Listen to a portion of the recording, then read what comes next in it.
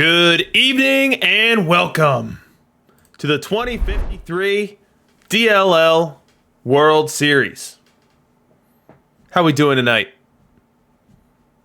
This is our first ever DLL World Series broadcast. And it's coming to you because I got kicked out of the Perfect League. But I gotta say, we got quite the matchup tonight. None other than Mr. Walnut himself and the Milwaukee Laserhawks going up against CazCappy's Manitowoc Red Raiders. This is an all-Wisconsin World Series, which is equal parts exciting and disgusting. How did we let this happen? How did we as a DLL community allow two Wisconsinites to troll their way into the World Series? Well, either way, we're going to find out who's going to win here. And let's first start by taking a look at our two combatants tonight. We'll start with CazCappy's Manitowoc Red Raiders.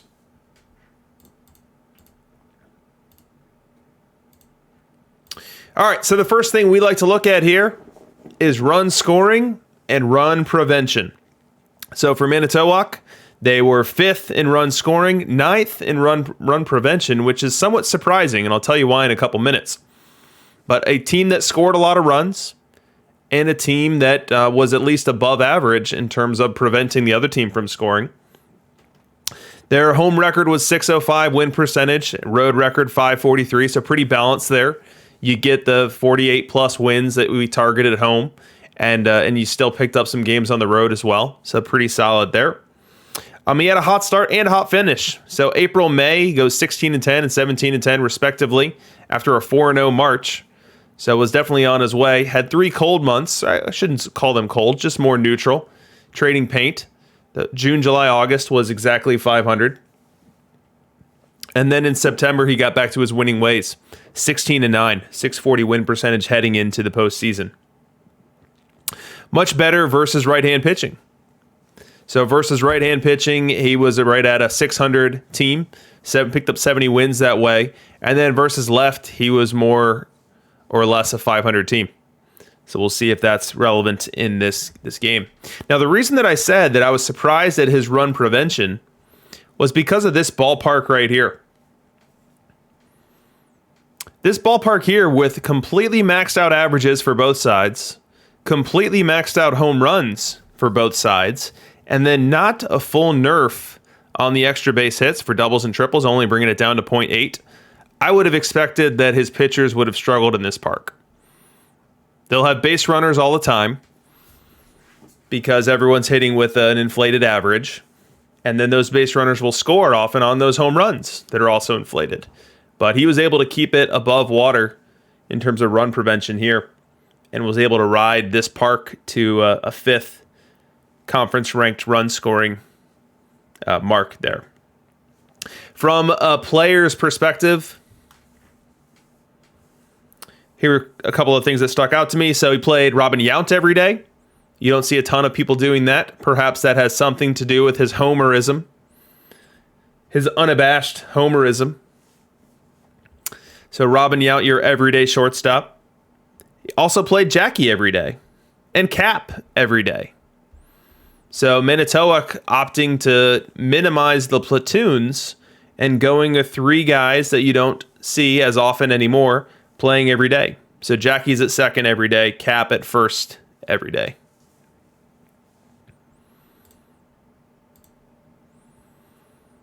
The rest of them pretty standard. And then from a pitching perspective, and again, we like to sort by game started here to see what the regular season looked like because we know that he didn't run a 4-man rotation the entire season. From a pitching perspective, we see Tom Seaver had a traditional allotment here of starts, 32 starts. It looks like the sliders or his pitch count was such that he got pulled a little bit earlier than the other 4 horses. But it was a pretty traditional alignment, traditional starts. You don't see a single pseudo here. You see innings accrued here, which suggests that they were just rolled out there traditionally. And then as we look at the pen, Devin Williams. New card. Team of the year, Devin Williams. Team of the year, Devin Williams was our closer. 37 saves. Let's see how it looked. 155 whip. You don't love to see that. Oh my goodness. A 7.1 walks per 9. Again, the homerism could be at play here as we've got a Brewer locked into that closer role as opposed to a Trevor Hoffman. But he picked up 37 saves on the season. As far as who was leading up to him, you got Hoffman, Price, Fernandez, Feller. So the presence of Feller, Fernandez, Williams, and Satchel Paige tell me that CazCappy's more than comfortable taking some chances on control and taking the benefit of the increased stuff that you get when you make that trade-off. From a historical perspective, and we don't have a sim yet. That would have been a dead sim before we're leading into the game. So we'll get our first game here in 13 minutes. From a historical perspective, CazCappy is a 2-time Perfect League attendee, 2-time Diamond League champion, obviously. I believe both of these Diamond Championships predate his presence in the DLL, but I am not sure. Hey, what's going on, guys, in the chat? Johnny Balls, Euchre, and Kazami. How you guys doing? Lipitor can't recognize me without the stash. We're growing it back. Give me some time. So CazCappy, as far as I know, has not won DLL. So this is his first opportunity to do so. This is his 18th straight Diamond League season. And his first playoff appearance in the last 5. Now, I say that, but as you look at the win-losses here, he's never had an under 500 season, which is something that I cannot claim in the DLL. So always consistently competitive, gets into the playoffs and just hasn't found his run of luck to get to the championship.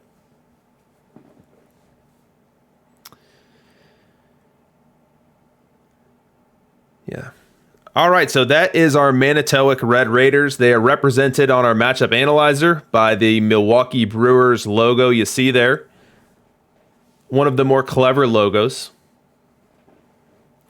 So Lipitor asking what is DLL versus DIL. So DIL is just out of the parks abbreviation for Diamond Leagues. Just like PEL is their abbreviation for perfect. Gold is probably GOL or whatever. Now DLL is the Diamond Legends League, which is a friend group that has come together. And in that friend group, you have, in my opinion, the toughest Diamond League going. If you compare the DLL to a random Diamond League, you typically have 3 times as many top teams and even less of the bottom end Diamond League teams. So it's very difficult to succeed, very difficult to make the playoffs. Just this year alone, 3-time Perfect League champion Mac Jacks did not make the playoffs. 1-time Perfect League Naperville Nomads that everyone loves did not make the playoffs. I mean, look at this right here. This should tell you something. So I spent the previous 8 weeks in perfect. My worst record was 82 and 80. I spent 1 week in DLL. My record's 80 and 82.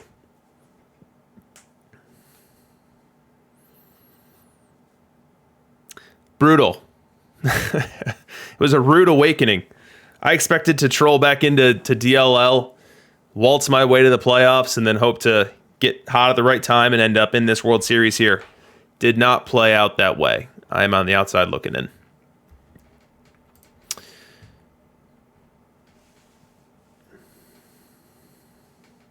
Shifted is trying to make a claim to the runner-up if CazCappy pulls it off. I don't know that that's how that works. All right, so let's check out the Laserhawks with the time that we have left before we are into our sims. Laserhawks, owned by Walnut / not Walnut / leader / toxic Discord personality. So we'll run through the same stats we did for CazCappy. So run scoring, run prevention. We've got 8th in run scoring in the league for Walnut. Now run prevention was 1st. So only 597 runs allowed. It's a very impressive mark. And with his 748 scored, you've got a run diff right around 150. It's a very strong posted number. 617 win percentage at home. 580 on the road. 580 on the road is very hard to pull off. So that's very notable. Pretty neutral splits between home and road there. He also had 3 17 win months. April, July, August. Banking 17 wins. So definitely a team that got on a roll and stayed hot for stretches during this season. 663 win percentage versus right. So not too dissimilar to CazCappy, where his versus right win percentage is outsized compared to his versus left. We'll see if that's a factor. Walnut announcing in the chat that he's got a new lineup in Freddie Freeman. Team of the year, Freddie Freeman will make an appearance. Gorgo 2005 in the chat. The DLL Slayer. We've seen Gorgo knocking off DLL teams in tournament play. He must be in the chat to taunt. Welcome, Gorgo. All right, so let's look at Milwaukee's ballpark. And just like CazCappy, he's got what I would call as a non-traditional build. Like, you don't see people running what CazCappy has this week, and you don't see people running what Walnut has this week. So he's got a minned out average. He's got a maxed out doubles, inflated triples at 1.1, and then the home runs slightly depressed down to 0.975. Maybe Walnut will explain the spirit behind this configuration in the chat. Maybe he wants to keep it himself. But that's pretty unique there. And you see that minning out average and depressing the home runs overrode the increase in extra base hits and allowed him to slide into that number one run prevention mark in the league. Let's talk players. As we do see Freddie Freeman. Freddie Freeman with no at-bats. He gets picked up and his first game will be in the World Series. So we'll first call out Freddie. Second, we're going to call out Ivan Rodriguez. So Ivan Rodriguez, at least by the posted lineup, is your everyday catcher. So Walnut saying, you know what, Mauer's there, but I'd rather have the defense. I know Ivan's not likely to hit, and that's okay. I want him to throw out base runners, and I want him to help my pitchers steal extra strikes. And so we likely will see Ivan Rodriguez most, if not every game of this series. We also see the super defense middle infield, and by that I mean Ozzie Smith and Pop Lloyd versus right. As we go versus left, we see that Pop Lloyd jumps out. Huey Jennings comes in, but Huey only with 4 games this year for Walnut, so this looks to be a late season or even playoff adjustment. Walnut sharing in the chat that Campy is in and Mauer's out also. So he's going GB heavy pitchers with big defense. All right, let's look at the rotation here. So we see some pseudo. We see Mr. I Hate pseudoing a little bit here with this Guidry and Johnson a couple starts. Let's catch him in the act. Nope. Can't catch him here. Those are traditional starts by Guidry.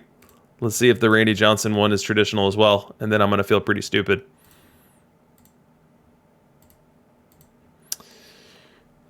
Oh no, busted. No pseudo for Mr. Walnut. He's a man of his word. But as we look at who else got starts for him, you see Glavin led the team in starts, followed by Pedro Maddox Spawn. No Walter Johnson. So Johnson was stuffed in the pen and kept there and had a phenomenal season with a 1.67 ERA.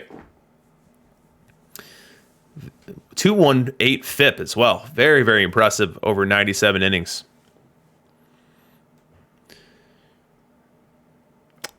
As far as the paths of each team, we see that Walnut had to win the wild card game. Did so against the Blue Farm Bombers. Then went on to sweep number 1 overall seed Sydney Blue Sox here. 102 win team. And then took out Doc, who was my preseason prediction to win the DLL.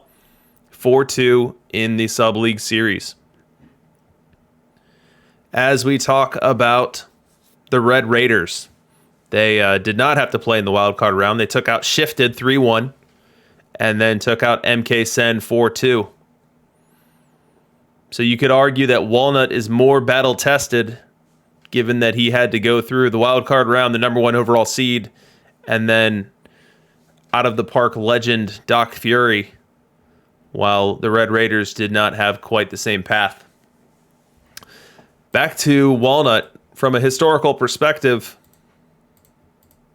he has won the DLL twice, but it's been a long time. 14 season drought for Mr. Walnut. He's been making the playoffs most seasons. Some misses here and there, but hasn't been able to put it together. Look at this. Last season, he won 81 games and made the playoffs. Well, this season, he's won 97, and he's looking to head back to perfect for the first time in months. Yeah, API calling out just how bad of a situation we're in here with a couple of Milwaukee-based teams. Or not Milwaukee-based, but Wisconsin-based. It's definitely a mark, a pock upon DLL history that we'll have to come to terms with. So 3 minutes to the sim. Let's hear some predictions. Who's going to win this series? How many games are they going to win it in? And API, while you're here, give us an update on what's going on in the Perfect League. We can actually take a look just as easily right here.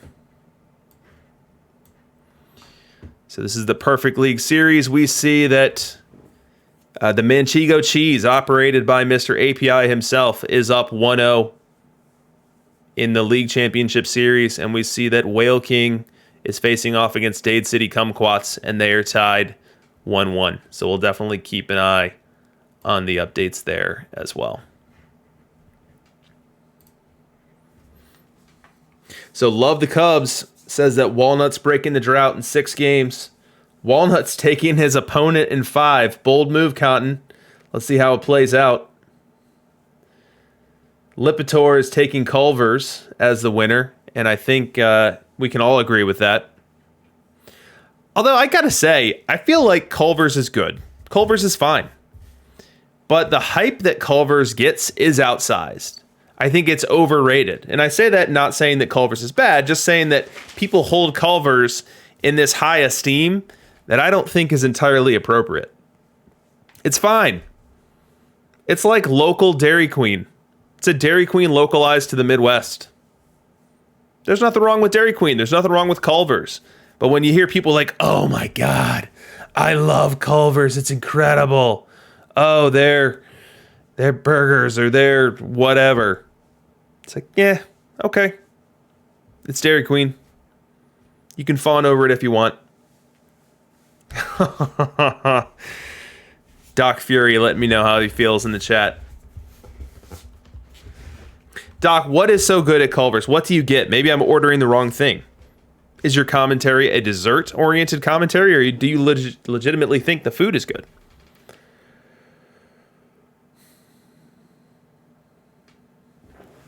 Yeah, and Chuck, with a universal reality, my wife doesn't like Culver's, so I don't like Culver's.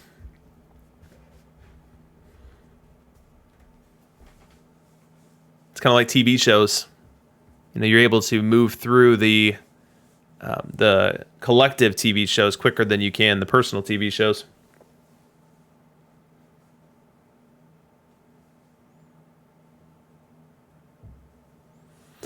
All right, we are simming. Once this sim comes in, we will be showing you the highlights from Game 1. I've got scores hidden. And we are starting in Milwaukee. So Walnut has home field. Our posted starters are Pedro and Spawn.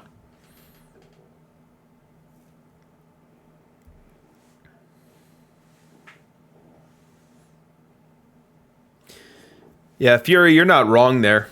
From an aesthetics perspective, customer service perspective, I'll give Culver's a slight leg up over McDonald's or Burger King.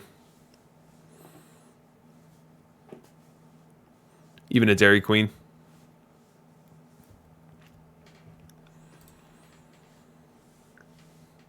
All right, so once this game 1 is over, I need someone in the chat to remind me to give the icon to the team that wins.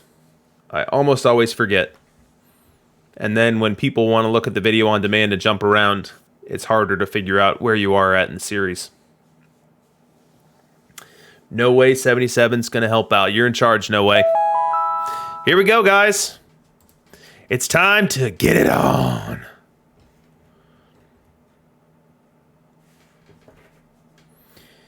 Walnut is the home team.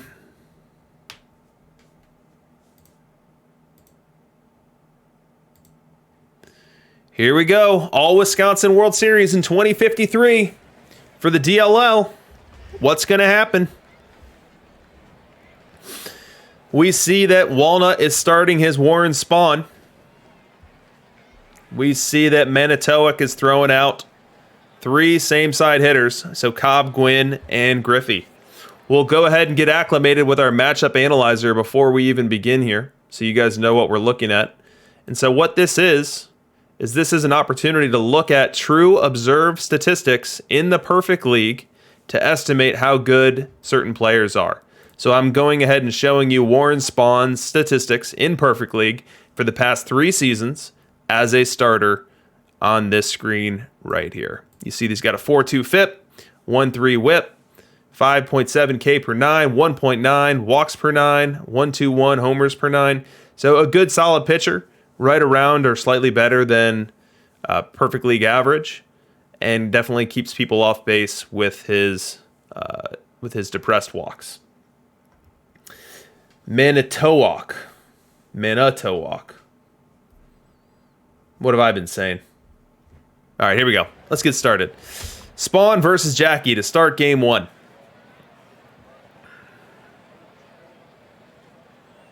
We've got Walnut in the white unis and Manitowoc in the gray. We're going to start off with a ground ball to second. Easy play, across the diamond, 1 away. Now let's fast forward bottom 2. We've got Walnut with a scoring opportunity here. Freddie Freeman, brand new, out of the box. Still got that new card smell. Freddie Freeman has an opportunity to drive in Tris Speaker, who's on third with 1 away. Let's see what he does in his first ever plate appearance for Walnut. The wind in the pitch, infield in. It's a fly ball to center. Well hit and deep enough, should score the run. Catch is made. Here comes the throw to the plate. He's going to try to score, and he's in there. Walnut takes a 1-0 lead in the bottom of the second of game 2. We move to the top of the 4th. Manitowoc trying to even things up here. Same situation. They've got 1 away and a man on third. They've got Tony Gwynn at the plate facing Warren Spawn. Infield drawn in, playing it straight away. 1-2 count on Gwynn the pitch. Fly ball to center, playable. Diving catch. A run will score, but he saves extra bases there. Now we're back to a new ball game. We go bottom 5. Walnut at the plate with Pudge on first. 3-0 count on Ozzie Smith. If Ozzie swings here, Walnut should cut him from the team.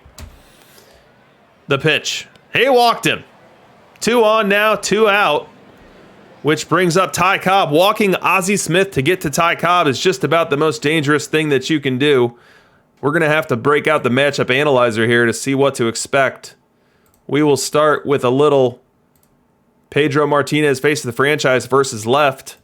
And then we'll also grab ourselves Ty Cobb face of the franchise versus right. This is a big opportunity here for Walnut to grab the lead, and Ty Cobb is just about the best hitter in the game versus right with that 885 OPS.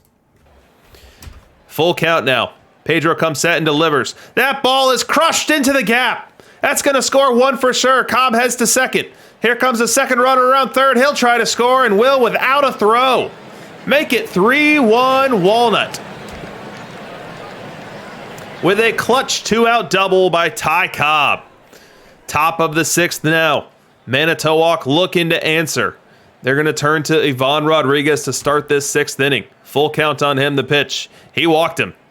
Spawn, despite his 1.9 walks per 9, walks a light hitting Ivan Rodriguez to start the 6th, which brings up Robin Yount. 3-0 count on him, the pitch. Walks him as well. Spawn, not typically one to get loose from the control perspective, walks the first two batters here, bringing up Jackie Robinson in a clutch opportunity. Let's grab ourselves a matchup analyzer here to see what to expect. Warren Spawn versus a right-hand hitter, and Jackie Robinson versus left. Spawn definitely weaker versus right. Jackie slightly better versus left. Advantage to the hitter here. The wind and the pitch. Fly ball to center. Should be playable. Heading back towards the track, makes the grab. Runner will tag, and he'll make third without a throw. And we'll have runners at the corners with one away here in the sixth. That brings up Ty Cobb. And we'll go ahead and tick over Warren Spawn's to be his versus left numbers. You see they get a lot greener here. Ty Cobb still a great hitter. 2-1 count. The wind and the pitch. Grounder to second, fielder to second one. Over to first. Now going to make the throw, which will allow the run to score. That cuts the lead in half to 3-2. And brings up Tony Gwynn now here in the sixth. Spawn one strike away from getting out of the inning. First a pickoff throw. The pitch. That ball hit well to right. Oh, right fielder leaps and misses it. Cobb races around second. He'll head to third. He's going to try to score. The throw goes all the way to third, and it's not in time. Give Gwynn a triple there, but that ball was misplayed by the right fielder, and it's going to tie the game. Right fielder is Ty Cobb for the Milwaukee Laserhawks. Not the best with the glove, and slightly deficient in range to Tris Speaker, who's over in left. Willie Mays now comes to the plate for Manitowoc with the opportunity to give Manitowoc the lead. Manitowoc has only one hit in this game, and they've picked up 3 runs. Let's go ahead and grab Willie Mays here as we look at this clutch matchup. Willie Mays versus left. Here's Warren Spawn versus right. Advantage to the hitter. 1-1 count. The pitch. Grounded to short, fielded. Cross the diamond, and he makes the play, and that's going to end the inning. So we will leave the top of the sixth here with a brand new ball game. Now in the bottom of the sixth, we still have Manitowoc's Pedro Martinez on the mound, and he's facing Tris Speaker here in the sixth with one away. The wind and the pitch. That ball belted. Deep right field. Back. Way back out of here. The Milwaukee Laserhawks grab the lead back 4-3 on a 372-foot homer for Tris Speaker. Fast forward time. We're now in the eighth. Ivan Rodriguez up for the Red Raiders. Chasing one run still. Chasing one, and they still only have one hit in the game. Lucky to be as close as they are. 1-0 count. The wind in the pitch. Little looper to left. Playable. Makes the grab. Does Speaker. We've got one away. Now we've got 2 away, and it's Jackie time. 2-2 count. The pitch. Grounder up the middle, fielded by the second baseman, over to first. Easy. A 1-2-3 inning there for the Laserhawks. Bottom 8 now. Laserhawks looking for that ever so precious insurance run, and they'll look to do it versus Bob Feller. Let's take a look at my friend Bob Feller. Former friend, I should say. I don't really use much Feller anymore due to his control. Feller faces the franchise versus left. And let's get some Tris Speaker. Not just any Tris Speaker, but the same Tris Speaker that hit a home run a couple innings prior to break this tie. He's got an opportunity to add some insurance.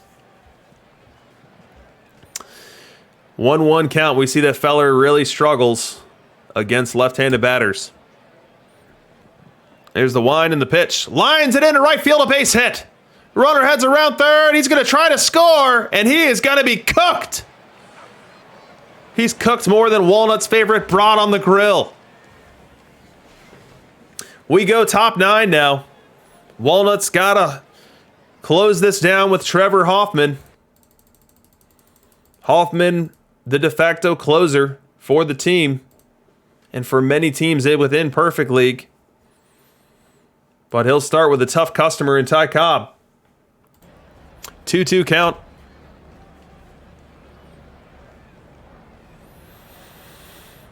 Hoffman comes set and delivers. Grounder to second. Easy field, easy throw, easy catch. One up, one down. Keeping Cobb off the bases has to be just what the doctor ordered for the Laserhawks. Up comes Tony Gwynn. Let's not forget that Tony Gwynn was the man who rifled the shot over Ty Cobb's head and right that tied the game in the 6th. Outfield playing deep, trying to cut off the extra base. 2-1 count the pitch. Little looper to right, playable. In comes Cobb and makes the grab. Second time was a charm for him here. Now 1 out away from the Laserhawks taking a 1-0 series lead. He'll have to get through Willie Mays. Mays not quite the hitter that he is versus left versus right. And he's got a full count here.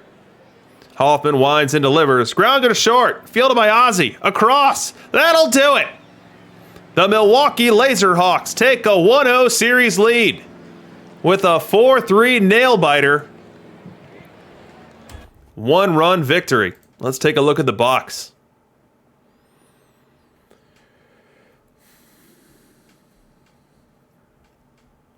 We see that Spawn had quite the start for Milwaukee.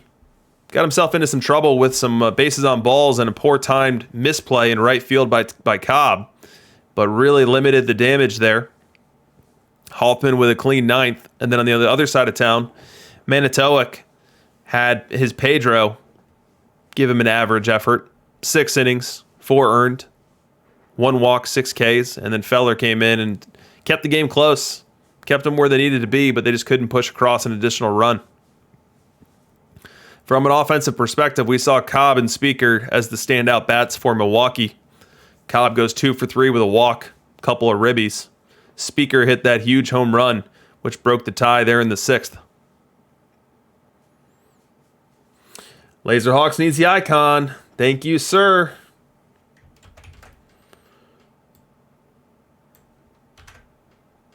Thank you, sir. Here we go. There goes the icon. And Walnut takes game 1. Icon fits perfectly right there in the G1 slot.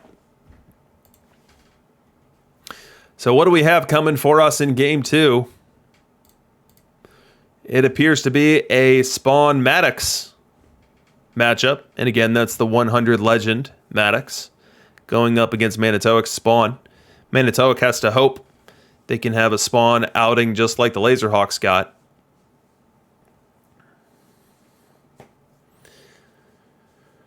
Walnut being forced to take his dog to the park, which could open up some major micro opportunities for Manitowoc.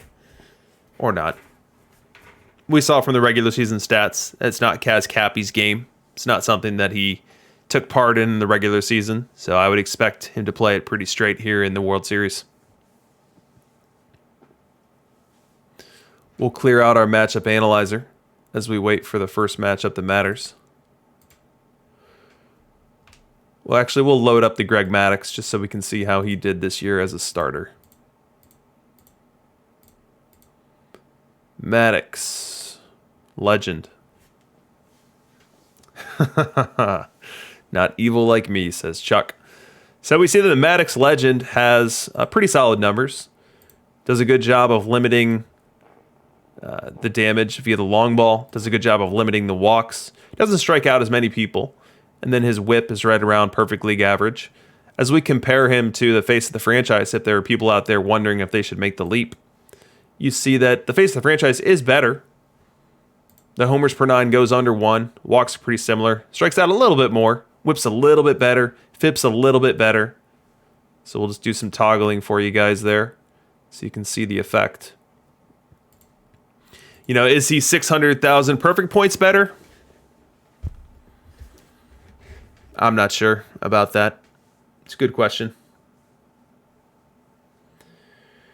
In No Way 77's league, we've got Port Dog and Bender Guy at it in the finals. Let's use this as an opportunity to check out the Perfect League as well and see how our buddy API is doing. Fellow DLL member. So we see API is the Manchego Cheese, and he is up in his series 2-0, appearing to take the first 2 games on the road. So now heading home, needing 2 of 3 to punch his ticket to the World Series. And we see the Outlaws and the Dade City Kumquats have not had an update since our last look. Still tied 1-1. Should have the sim here in just a moment. And there it is. API in the chat. Good luck, buddy. Euchre and Kazami didn't even make the playoffs. Yeah, welcome to the club. I didn't make the playoffs either. Here we go, guys. Game 2 of the World Series in the Diamond Legends League. We're still in Milwaukee, and we do get Greg Maddux just as we anticipated. We see his split over here on the right as a starter.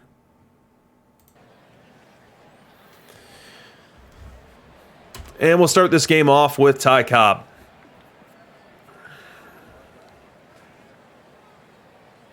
Wind blowing out to left at 20 miles per hour. Could see some long balls. Here's the pitch to Cobb. Strike 3 called. Greg Maddux starts off the game with a strike 3 on Ty Cobb.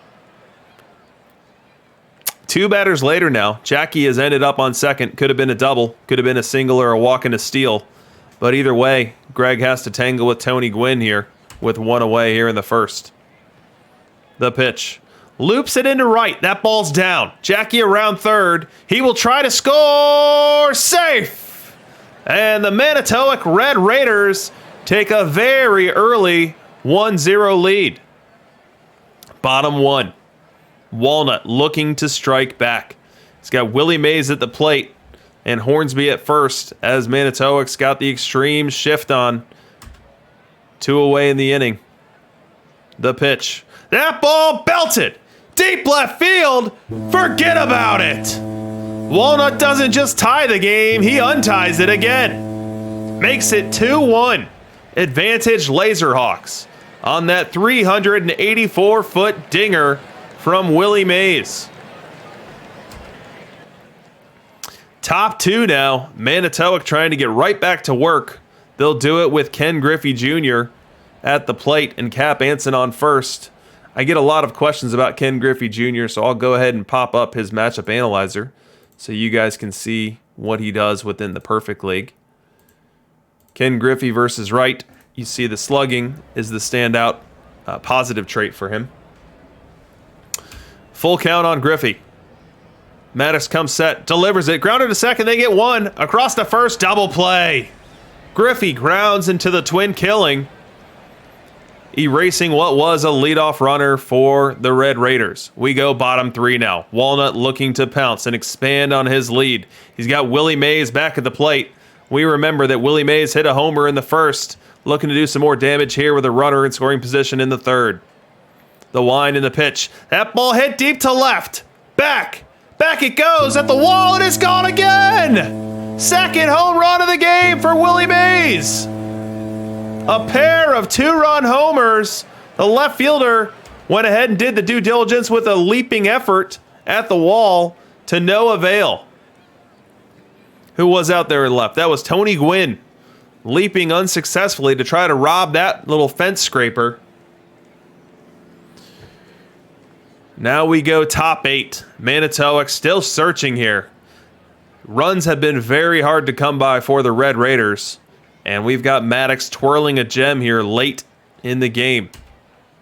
Maddux to Mauer, the pitch. Loops it to center. That's going to be a leadoff single for Joe Mauer as the Red Raiders look to mount a comeback. Next batter, we've got Ty Cobb. We will go ahead and use our Greg Maddux versus left for the first time. And then we'll also bust out our Ty Cobb versus right as we know just how strong it is. Ty Cobb 300, 384, 500 on the triple slash versus right. And Maddox's whip and FIP both go above perfect league average when he faces his offside. 1-2 count on Cobb. The wind and the pitch. Little dinker grounded by fielded by Maddux. They get 1 at second. No! Botched at second base. That's an error. It looks like they're giving the error to Maddux on the play. That was Huey Jennings at second, unable to field that throw. Maddox went for the lead runner. The throw was in time, but either it was a bad throw or Huey couldn't handle a good throw. And so we've got a 2-2 count now on Jackie Robinson. The Laserhawks will go ahead and pull Greg Maddox and bring in David Price to face Jackie Robinson, which is an odd decision by his AI. Not sure why the lefty would be brought in to face the righty. And we will show you David Price's versus right statistics, while we also show you Jackie Robinson's versus left.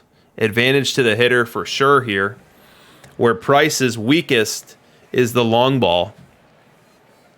1.55 per 9 over 7,000 innings in perfect league. We'll see what he does with Jackie here in the 8th. Game on the line. 2-2 count. Price comes set and delivers. Swing and a miss, strike 3. Huge strikeout for the Laserhawks as they get that critical second out. And it appears as if the 8th ended with no other drama. And it takes us all the way to the 9th now, where Rogers Hornsby is the final hope for the Manitowoc Red Raiders before they face a daunting 0-2 hole in the series. We will go pull up some Rogers Hornsby versus right and some Trevor Hoffman versus right.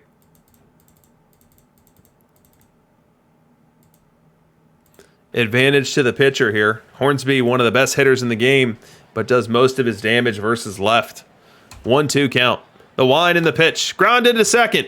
Fielded. Over to first. In time. The Laserhawks win the game. 4-1. Manitowoc has scored 2 runs in 2 games and has to be searching for some answers there. The good news for them is they get to go to a ballpark much more scoring friendly in their own that has maxed out average and maxed out home runs. Chuck with the reminder to put the win on the board as Walnut is halfway to a sweep.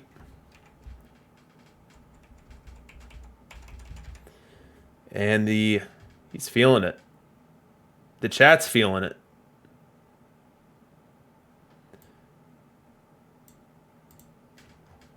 Sometimes it's hard to move these little icons around. There we go. Close enough. So let's take a look at the box for the game that was. We see Manitowoc spawn, not too dissimilar to what his Pedro gave him. An okay outing. His Pedro went 6, gave up 4. His Spawn goes 8, gives up 4. Just not enough when you've got ace-level performances coming out of Milwaukee, both in Game 1 and Game 2. In Game 1, it was his Spawn. In Game 2, it was this 100 Maddox, going 7 1/3, only giving up 4. And really would have been out of that 8th inning if it wasn't for his own error.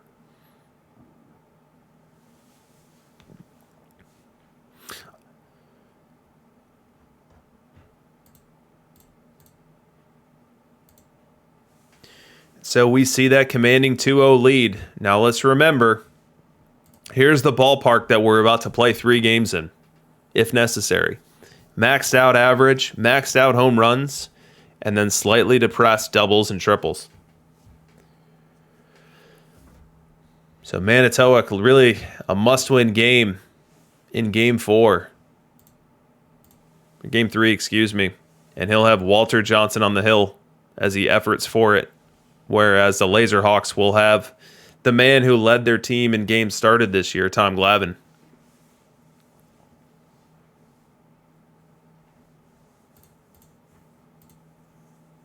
So if you're Manitowoc and you see Tommy Glavine coming to town, Tommy Glavine, who struggles a whole lot more versus right, we'll go ahead and use our matchup analyzer to show it. So here's Tommy versus left. A very dominant FIP, an unbelievably low walks per 9, an incredibly low homers per 9. Just one of the best hitters in the game, or pitchers in the game versus left. But then you look at his versus right. Gives up a lot of home runs. Doesn't strike out anyone. The whip is still good, but the FIP jumps a good bit.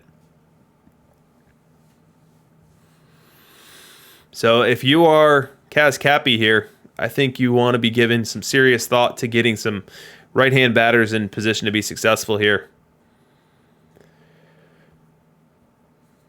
Cobb and Gwynn are great hitters, but I think I would likely opt for Mays to be prioritized over a hitter like Cobb if Tom Glavine is my opposition. Same thing for Hornsby. Same thing for Anson.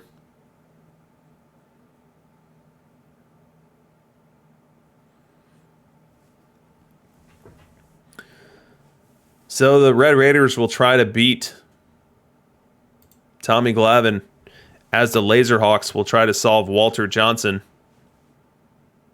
to earn their 3-0 series lead. And as we look at their lineup, versus right, you see Cobb, Gwynn, Speaker, Freeman, Pop, Lloyd as the left-handed bats that Walter Johnson would have to deal with. So Walter Johnson is an interesting study because he is so different between being a starter and a reliever. So here's Walter Johnson, the starter. Here's Walter Johnson, the reliever. And you have good sample sizes of each. Starter, reliever.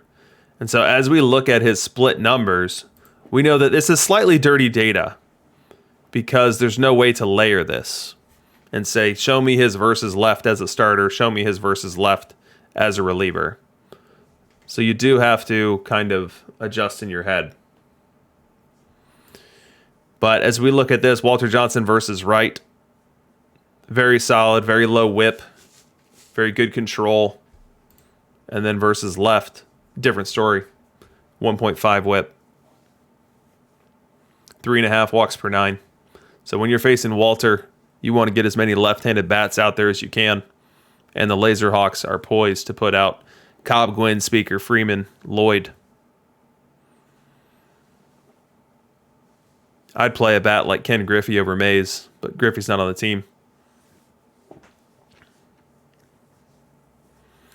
I do find it interesting that Cobb is in the field and not DH'd for Gwynn. That could be what you guys are chatting about in the chat.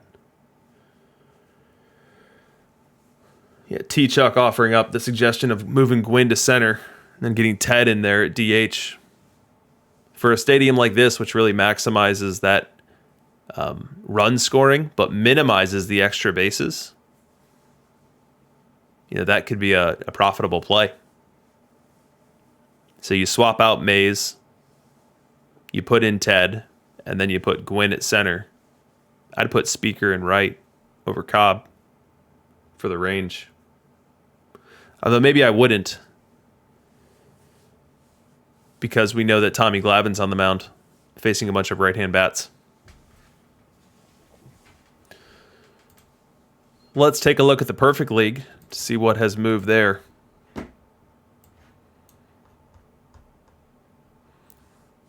So the Dade City Kumquats have taken a 2-1 lead over the Las Vegas Outlaws. No movement in our buddy API's series, as the last sim would have been an off day. In about 15 seconds, we'll likely see the results of Game 3, which will be the first game played at Manchego Cheese Park.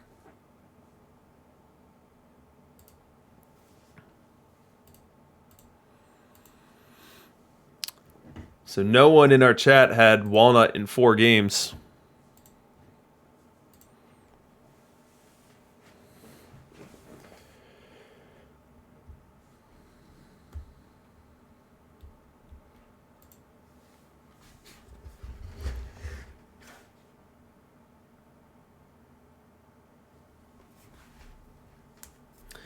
Walnut still at the dog park, giving some good updates from there.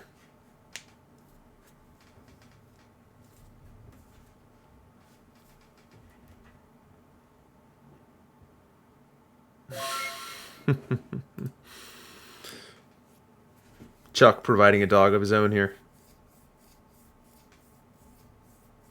No, Manitowoc does not have home field, Mr. Nutt. And let's figure out why. So Manitowoc 193 and the Laserhawks 197. So even though the Laserhawks were a wild card team in the AC, they had more wins. And then when faced up with the champion of the NC, I guess the game just looks at total win total and gives home field to Milwaukee.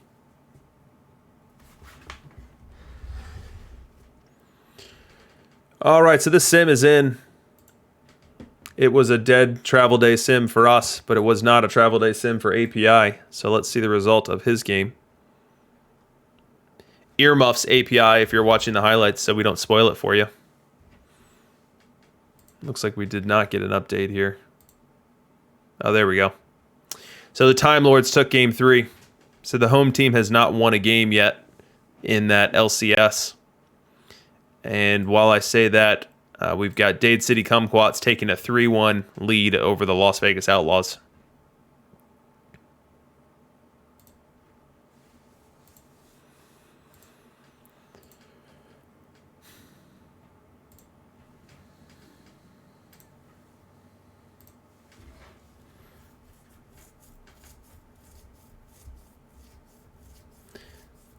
I feel like I'm saying it right. Manitowoc.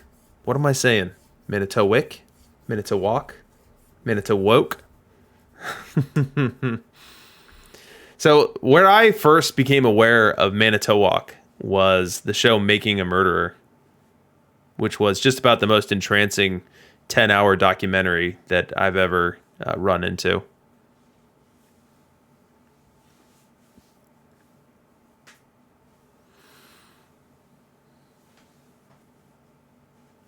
Manitowoc. I'm going to just keep saying it until I get it right.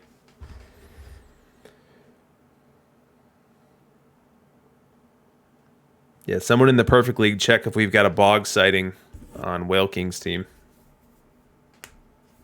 Manitowoc, Manitowoc, Manitowoc. I think I got it. Love the Cubs is confirming that Boggs SE is in play.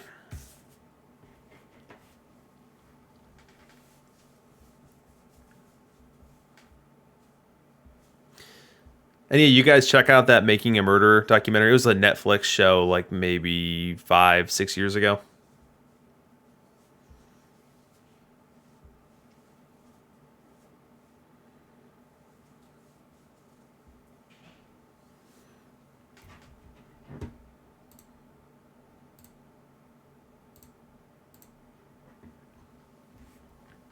So let's take a look at the relegation picture for DLL. So we're losing some good men this week. Losing Fabic, Cubestar, my 2 IRL buddies, the Arrows and the Free Folk, Merbley, Benny the Kid, which is your kidneys. He's heading down. We lost Doc's theme team, his Tigers theme team. Angered Unicorn. And then met Jim. So if you're in a gold league, look out for these guys. Typically what happens is you leave DLL, you go down to gold, you rack up 120 wins, and you're right back. Yeah, Chuck, I think the Free Folk were murdering you in late games. Wasn't your Hoffman blowing saves left and right versus them?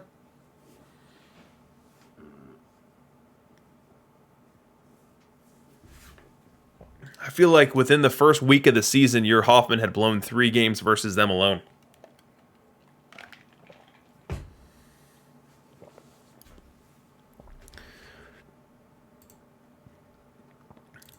Here's the Ancapistan Free Folk roster. There's your lineup overview. Very heavy right-handed presence versus left. Alternates versus right.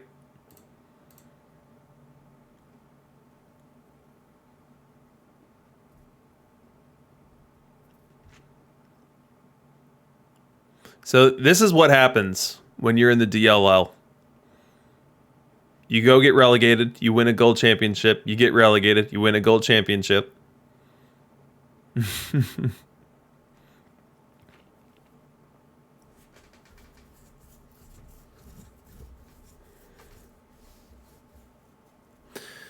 I think that we need to loop Walnut in for a live update to figure out how to pronounce Manitowoc.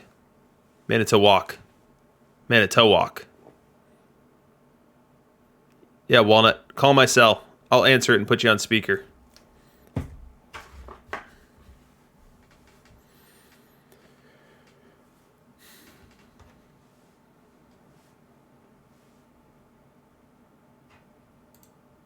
Eight minutes to game 3 sim.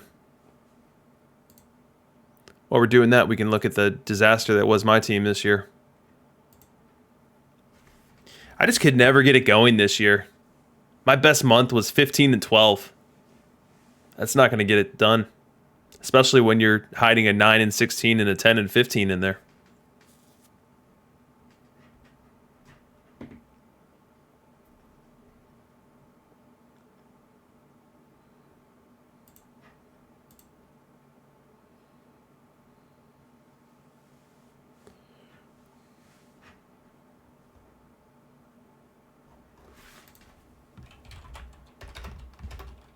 I was surprised at how non-competitive I was this season.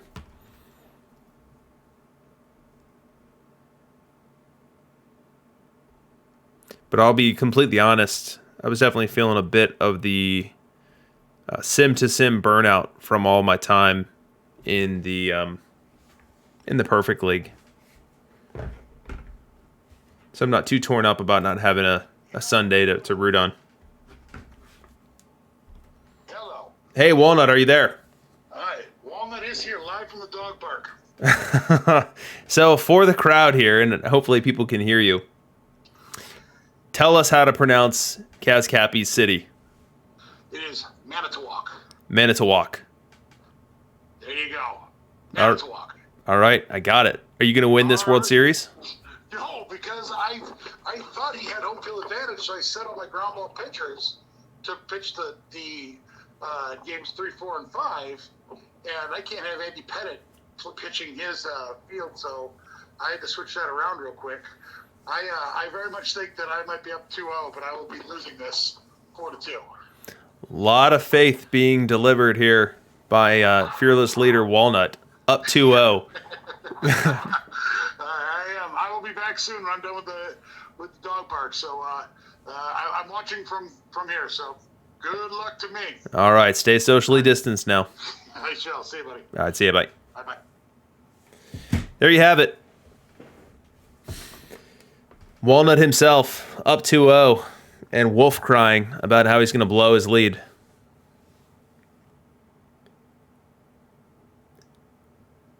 Yeah, so Tom Budaman just asking difference between Diamond League and DLL. It's just one of the Diamond Leagues, and it's put together by a friends list. So if you've never done it before, you have the opportunity to... I don't even know if I remember. Here we go. This league placement setting where you use your friends list. And so if you both have friended one another, then this will put you in the same league. And so the DLL is effectively a league that is 85+% friends playing with one another week to week. Now every week we lose some to gold, we lose one to Perfect League, and then sometimes there's people coming from Perfect League down to DLL, and same thing from gold. So it's not the same people every week, given the promotion relegation mechanic, but you more or less you're playing with the same dudes week to week, with some randos trickled in.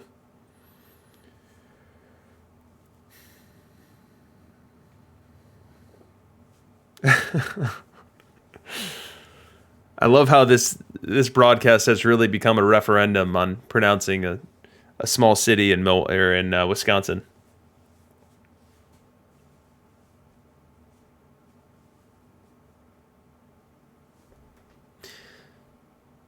Do we have anybody still alive in their Diamond League in the chat? Anybody working their way to a berth in the Perfect League?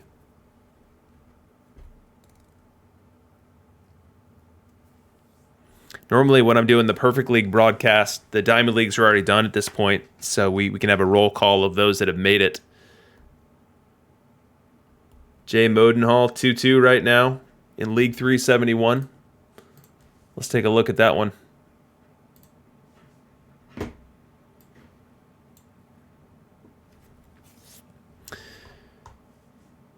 So Jay Modenhall is either the Winnipeg Winterhawks or the Berlin Blue Crabs. Let's see if there's any teams in here that I recognize. I know Flagstaff. Flagstaff's played plenty in Perfect. I feel like I recall the NH Black Sox. Definitely the Twinkies. So good luck to you as you look to finish that one off. Win the next game, and then the long sim becomes your friend.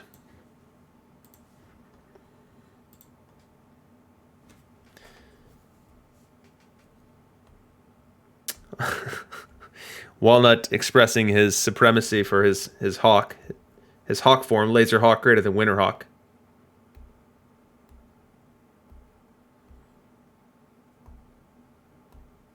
Hey, what's going on, Gen Xer? Welcome in.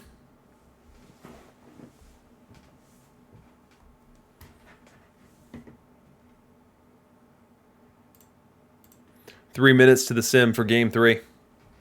Who else is still alive? We've got Jay Modenhall. We've got API trying to win Perfect. Who am I missing?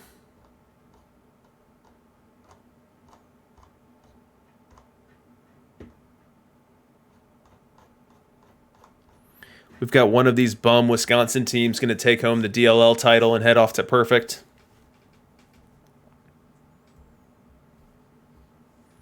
Love the Cubs up 1-0 in 352.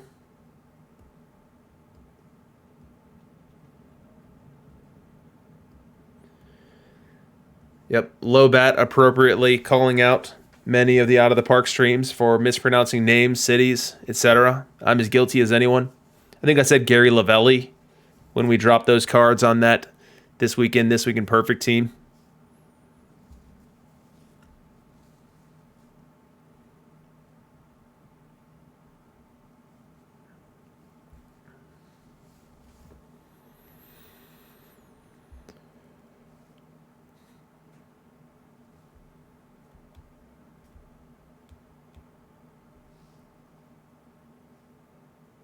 As a reminder, we'll have Glavin v. Maddox here in Game 3 in our first game in Manitowoc. Manitowoc.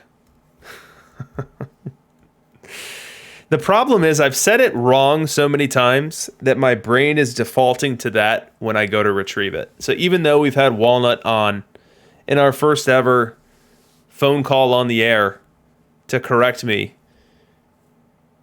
it's hard to teach an old dog new tricks.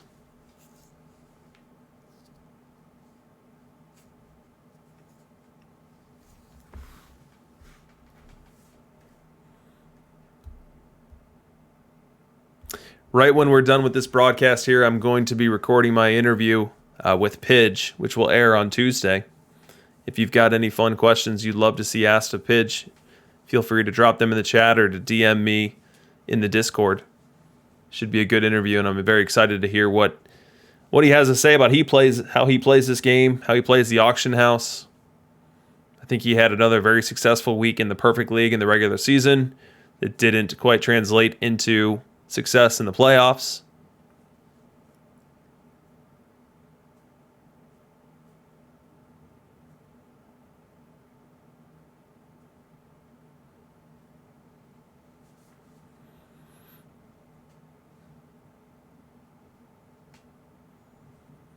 Five seconds to the sim, and then we'll get moving on game 3.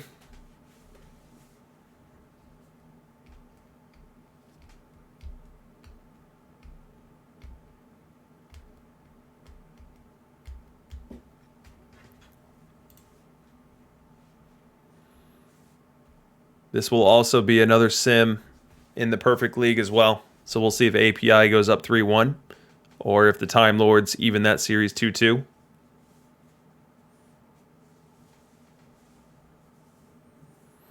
Yeah, Chuck's right. I do need that Boggs. I think that Wade Boggs would be an excellent replacement for me for my Roger Connor, or just put him at third base. I speculated that the players that would lose the most plate appearances with the creation of and release of that Boggs SE card would be Roger Connor for people that put Boggs at first, and then Jackie Robinson for people that put Boggs at third, because people aren't going to be sitting Hornsby. I think Hornsby would go and take the at-bats that Jackie's getting at second.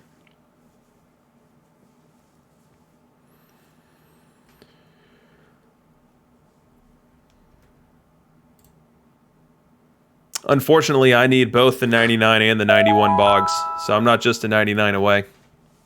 I've thought about doing a massive rip session. I've got 1.7 million perfect points. I've thought about just throwing them all at packs. Even if it goes poorly, I probably come out with around 1 million perfect points and then can figure out what to do next. Haven't made up my mind on exactly what I'll do yet there. All right, here we go. It's time. It's time for Game 3. The first home game for the Manitowoc. There we go. I think I got it. Red Raiders against the Milwaukee Laserhawks. And we are going to go with the 100 Maddox as expected for the Red Raiders. He's going to start off with Ty Cobb. As we are playing within the Brewers Stadium, as you see the slide out in left field. Miller Park. We're going to start the game with a lazy fly ball to center. Easy grab, one away. Thanks, Extreme. I think you're entertaining too. We go bottom one. Red Raiders a chance to get on the board here. They've actually been pretty successful at scoring early in these games. They just haven't been able to add from there. And we're going to start with Tommy Glavine for the Laserhawks against Tony Gwynn with a man on second and one away.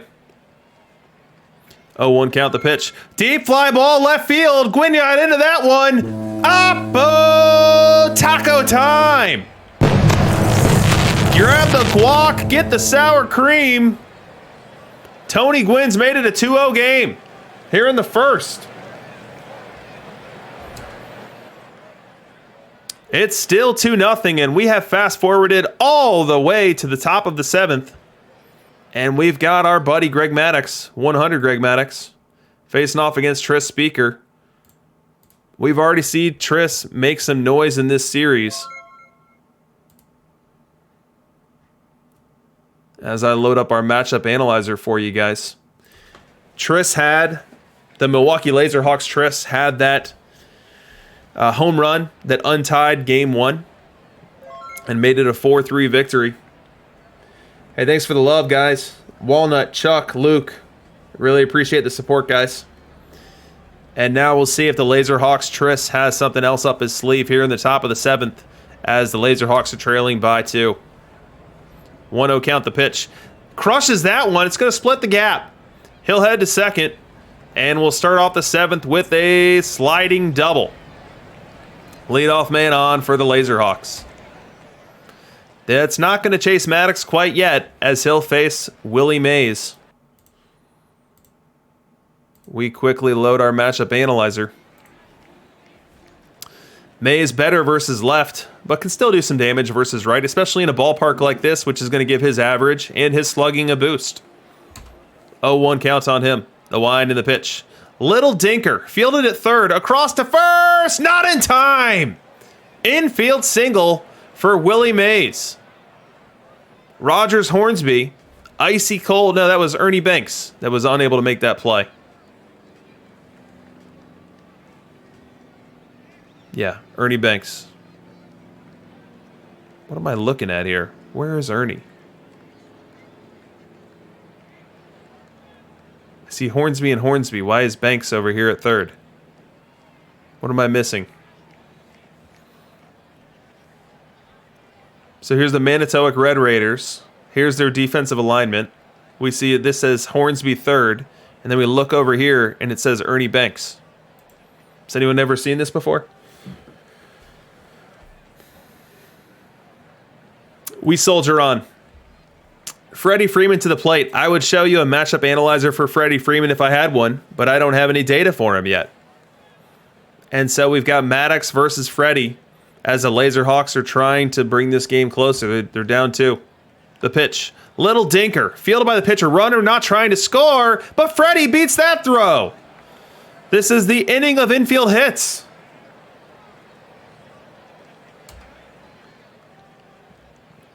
Now they're loaded. The Laserhawks are knocking on the door with the bases loaded and Ivan Rodriguez at the plate. Ivan is not known for his bat. for good reason. Versus right-hand pitching, he's a 210, 248, 351 triple slash. A negative 35 bat value and an OPS that doesn't dent 600.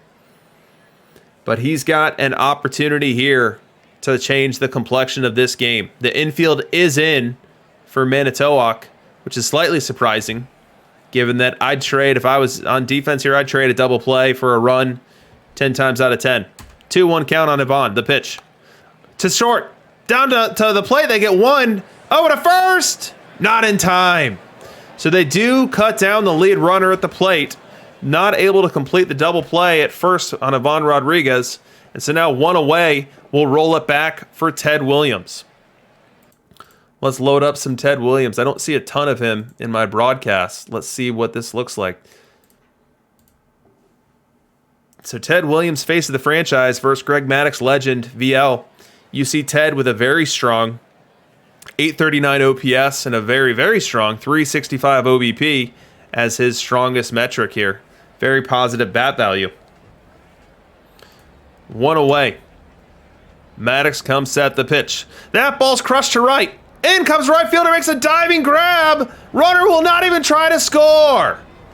Mays makes a diving catch in right on what looked like a sure single, which will keep the Laserhawks off the board. That's defensive replacement Willie Mays, I believe, in right.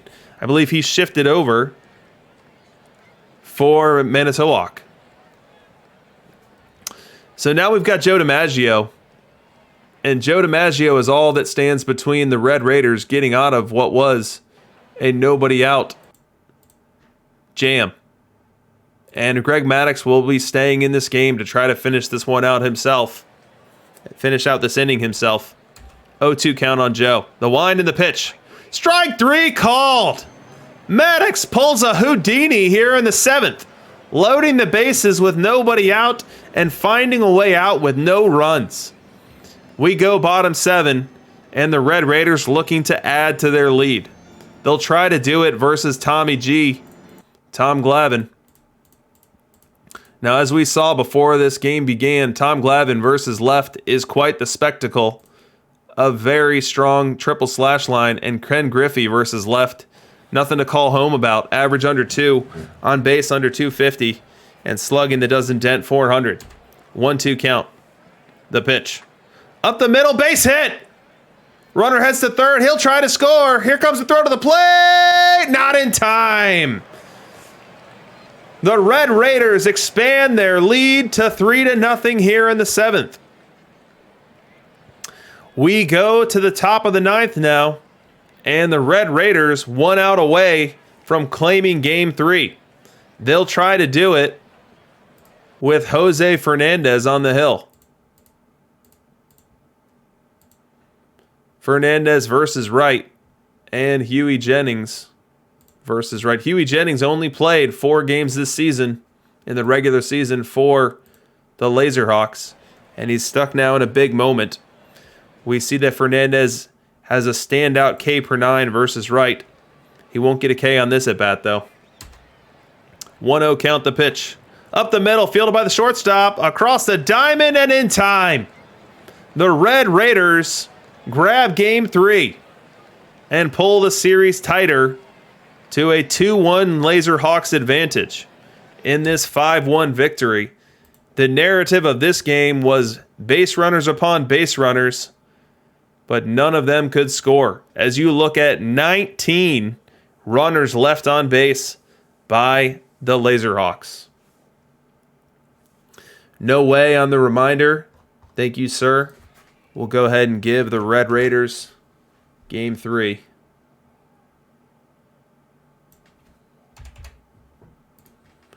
That looks kind of good. Still a little low.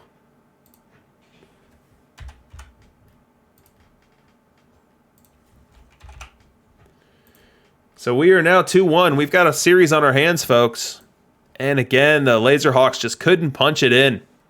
That 7th inning, or was it the 8th inning? Whichever inning where they loaded the bases with nobody out and did so on the backs of 2 infield hits and were unable to capitalize really told the story of the game.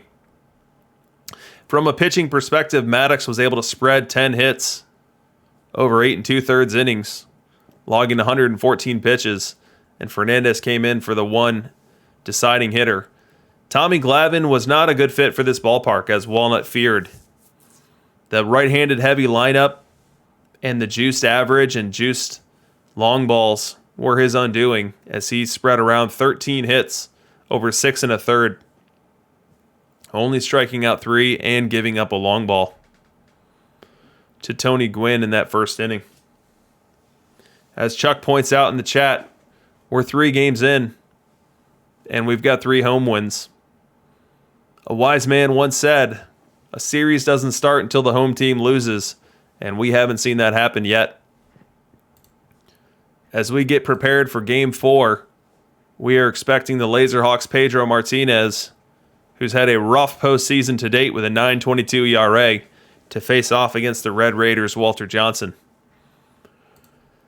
While we catch our breath on that, let's take a peek at our Perfect League playoff standings. And in doing so, we see that Manchego Cheese DLL API is up in that series 3-1. And we also see that the Outlaws took Game 5 to cut into the 3-1 series lead that the Dade City Kumquats held. And that's now a 3-2 series. And I believe that also means that the next 2 games are going to be played in Vegas. So the Kumquats had an opportunity to close that out at home, and now we'll have to do so on the road.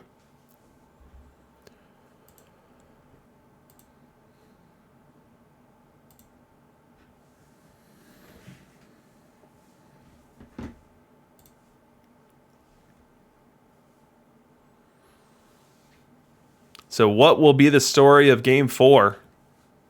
A pretty low-scoring series so far. We've yet to have any team score over 5, and 2 of the 6 potential scores were just a single run. As you're going through these highlight engines, clicking through the highlights, when you're getting those huge jumps between, say, the 3rd inning and the 7th inning, or from the 4th inning all the way to the 9th, you've got a pretty clean game on your hand with limited rallies. I would suspect that we're going to get a shootout type game in either Game 4 or Game 5, given how the Manitowoc, the Red Raider Park, is configured.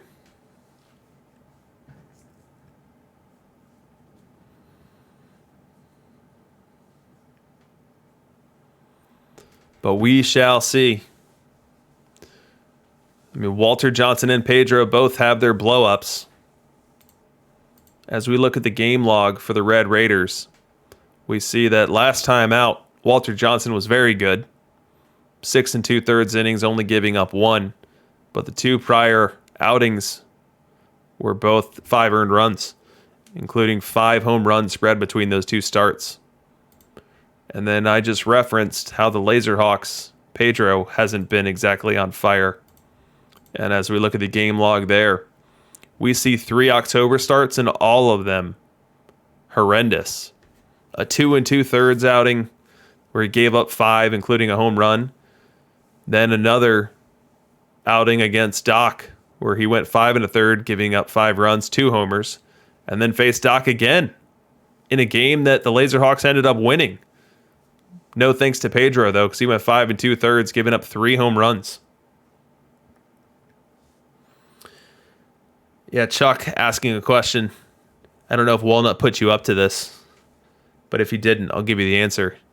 I faced Walnut 6 games this season, and he took 5 of them. He took the first 5. In my first league or first week in the DLL, I had Walnut in division, and he just made my life a living hell. How many games do you play against your in division teams? Is it 19, 18? Whatever it is, Walnut took every game but 1. And I think I missed the playoffs by, 2 or 3 games. So a semi-respectable showing in those head-to-head games would have resulted in a playoff berth. Brutal, brutal, brutal. All right, Sim's coming in for game 4. I can't wait to see what happens in this Pedro v. Walter matchup in this ballpark. I think we're going to see some runs scored, and I think we're going to see some home runs. Maybe, just maybe, we'll break out the fireworks. Oh, someone's letting them off right now. There we go. We killed those real quick. Oops. I'm showing highlights between my last regular season game between my team and Doc's Tigers team. We'll get out of that. Although I love the ballpark here.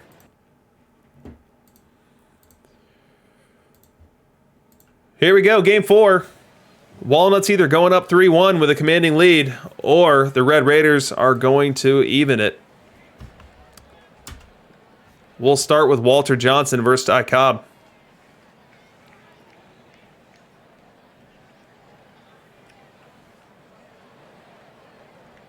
The wind and the pitch. Grounder to second. Easy pitch and catch, 1 away. Still top 1. And Walter Johnson's got himself into a little bit of trouble here. He's facing Willie Mays. And the Laserhawks have a chance to take an early lead. The wind and the pitch. He walked him. They're loaded now here in the first. Not what you want to see. Getting that pitch count up and stressing yourselves early in the game. And that's going to bring up Freddie Freeman. And so for this big high leverage moment, we'll look at Walter Johnson's numbers versus left. We can't look at Freddie's numbers because I don't have them yet. 1-2 count. The wind and the pitch. Lines it to second. Fielded to first and in time. That will end the rally and the threat in the first. Walter Johnson ups his pitch count, but avoids any danger. Avoids any damage. We go bottom 1 now. And we've got to show Pedro. Pedro as a starter is what I'll put up in your matchup analyzer. I've got the wrong version of Pedro. Let me find the right version. There it is. And he's facing Tony Gwynn here in the bottom of the first. Manitowoc Red Raiders have a chance to take an early lead. Ty Cobb on second and 1 away. The pitch. Line down the left field line. That'll score the run easily. Gwynn's going to head to second, and he'll have an RBI double. 1-0 Red Raiders. An early lead is just what the doctor ordered when you're trying to keep Uncle Mo on your side. Let's bring up Cap Anson. We have not seen Cap Anson on one of these streams in a while. So I'm going to go ahead and click on him out of curiosity. You see that he's a right-handed hitter who versus right-hand pitching is almost neutral, which is very hard to find, 748 OPS. And we'll also click on Pedro's VR, and you see that he's very dominant versus right-hand bats. All right, 1-0 count now. The wind and the pitch. Down to the third base line and through. That's going to score a run. Anson's going to try for 2, and he'll be in there with a standing RBI double. The Red Raiders now lead 2-0 in the first inning, getting to the Laserhawks' Pedro.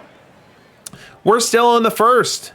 Pedro has yet to get out of trouble, and he's now got to face a Rogers Hornsby with a chance to really give the Red Raiders an early lead. 2 away. Here's the pitch. That ball's crushed. Deep left center field. It'll split the gap. 1 run will score. Here comes the second. The play at the plate. Not in time. The Red Raiders lead 4-0 in the first. Make it 5-0.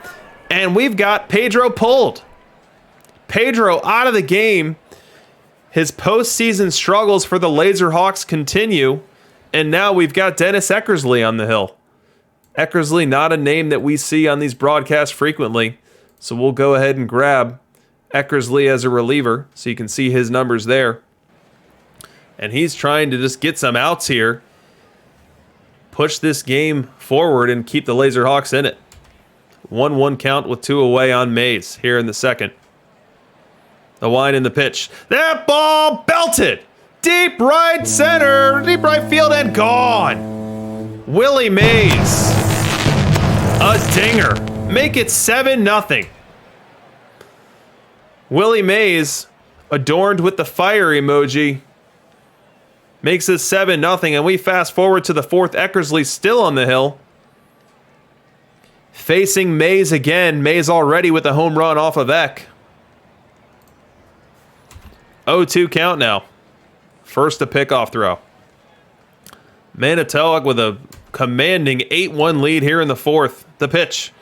He's going to try to steal second. Throw, not in time. Stolen base for Gwynn on Ivan Rodriguez. Mays still at the plate. The pitch. That ball hit deep to right center. Did he do it again? He did! A 2-home run game for Willie Mays. And it's 10-1 Manitowoc. Fireworks being set off here in the Red Raider Stadium. Willie Mays just absolutely nuclear right now. We go top 7. The Red Raiders have extended it to a 10-run lead. And the Red Raiders have Seaver on, just trying to shut this one down. Facing Ty Cobb here in the 7th. The wind and the pitch. That ball crushed deep right center. Forget about it. The Laserhawks cut into the 10-run lead ever so slightly, making it a 9-run lead on their 4th hit of the game. All the way to the 9th now. The Red Raiders 1 out away from evening this series at 2 games apiece. And they'll have to get through Ty Cobb to do it. Seaver's still in the game. It appears as though the Red Raiders are just letting Seaver eat these innings to keep everyone else fresh for the rest of the series. Some low leverage innings here for Tom Seaver as we see his numbers as a reliever.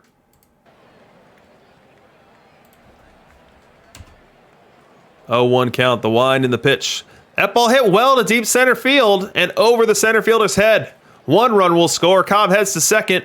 He's not going to stop there. Another run will score, and Cobb's got a 2 RBI triple. The Laserhawks pull themselves within 7 on another great at-bat by Ty Cobb. Ty Cobb, as well as Speaker and Mays, all wearing fire on the Laserhawks side. And Devin Williams into the game now. Devin Williams, not a save opportunity for him, but will come in to hammer it down regardless, and he's facing Rogers Hornsby to do so. 0-1 count, the pitch. That ball crushed deep left field. Still not over. It's gone. 3-run homer for Rogers Hornsby, making this a 12-8 game. The next batter is Tris Speaker. Rally on 2 is no joke. Speaker's got to keep it going here in the 9th. The wind and the pitch. Grounder to second. Fielded. Over to first in time. 7-run 9th inning rally. All for naught. As the Red Raiders tie the series 2-2.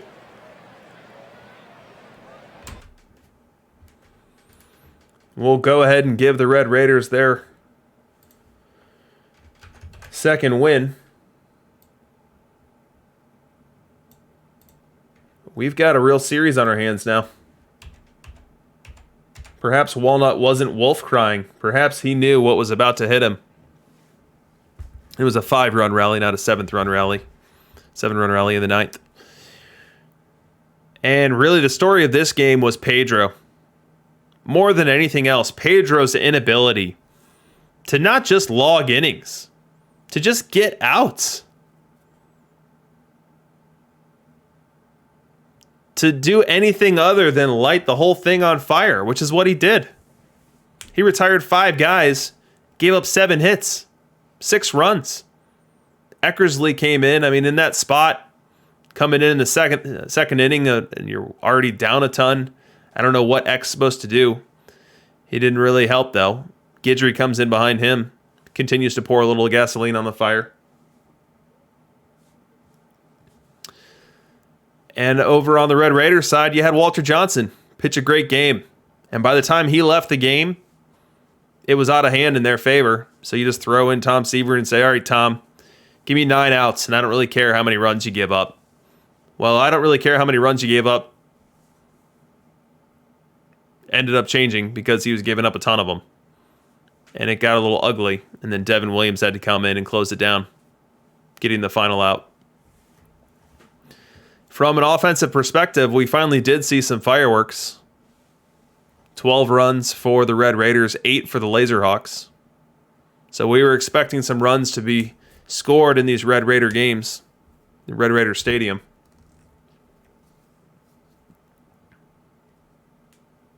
And that's exactly what we got.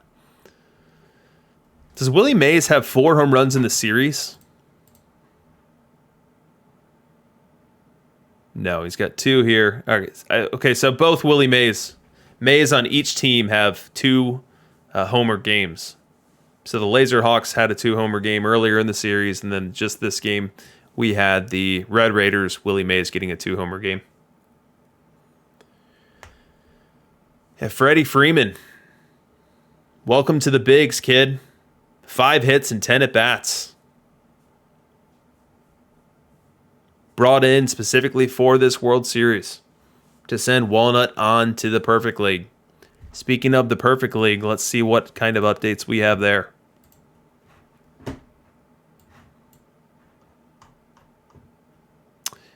We've got, it's official, folks, the Manchego Cheese, DLL, everyone's friend API, will be heading to the World Series. He has defeated the Greenwich Time Lords in 5 games. He was able to win 2 of his 3 home games and head on to that final round.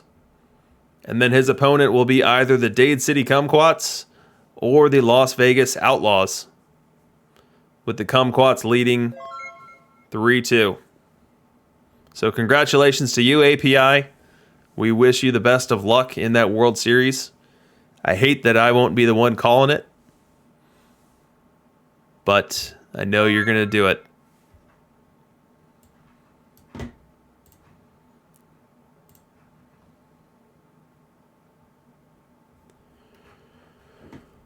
So what do we have coming for us here in game number 5? We've got the Laserhawks Spawn facing off against the Red Raiders Pedro.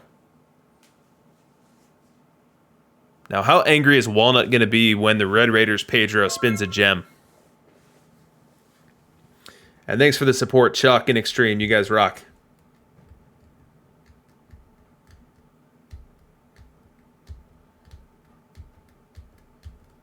Yeah, kidneys, we all remember when you said API was DLL's best. We all were equally insulted by that assertion.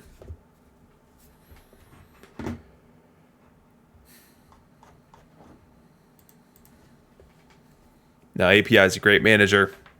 The thing about API is I feel like everyone talks to API.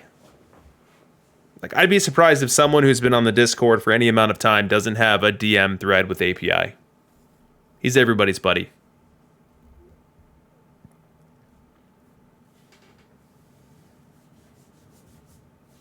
Pay attention, Walnut. We already covered that.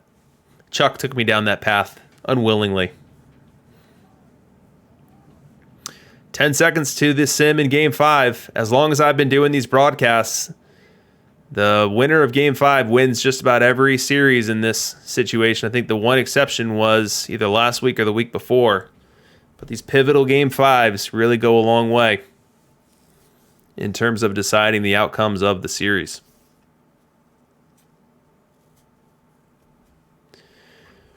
Spawn versus Pedro.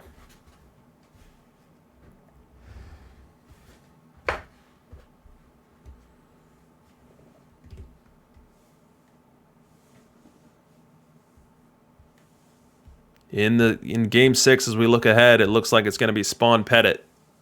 And then if we get to a 7, it would be a Maddox v. Maddox battle for all the marbles.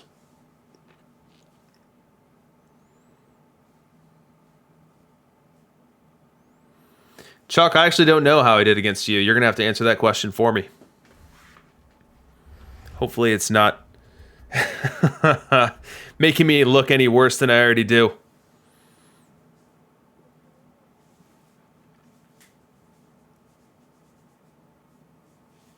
Yeah, I feel like he knows the answer too. I feel like this is a setup. I thought it was a setup when he asked me how I did against you.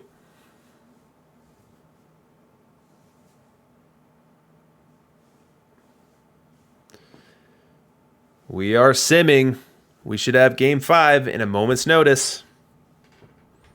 And there it is. Nothing more exciting than seeing that download now button prompt up on your screen and tell you that you've got a fresh box score to go through. Or in this case, a fresh set of highlights.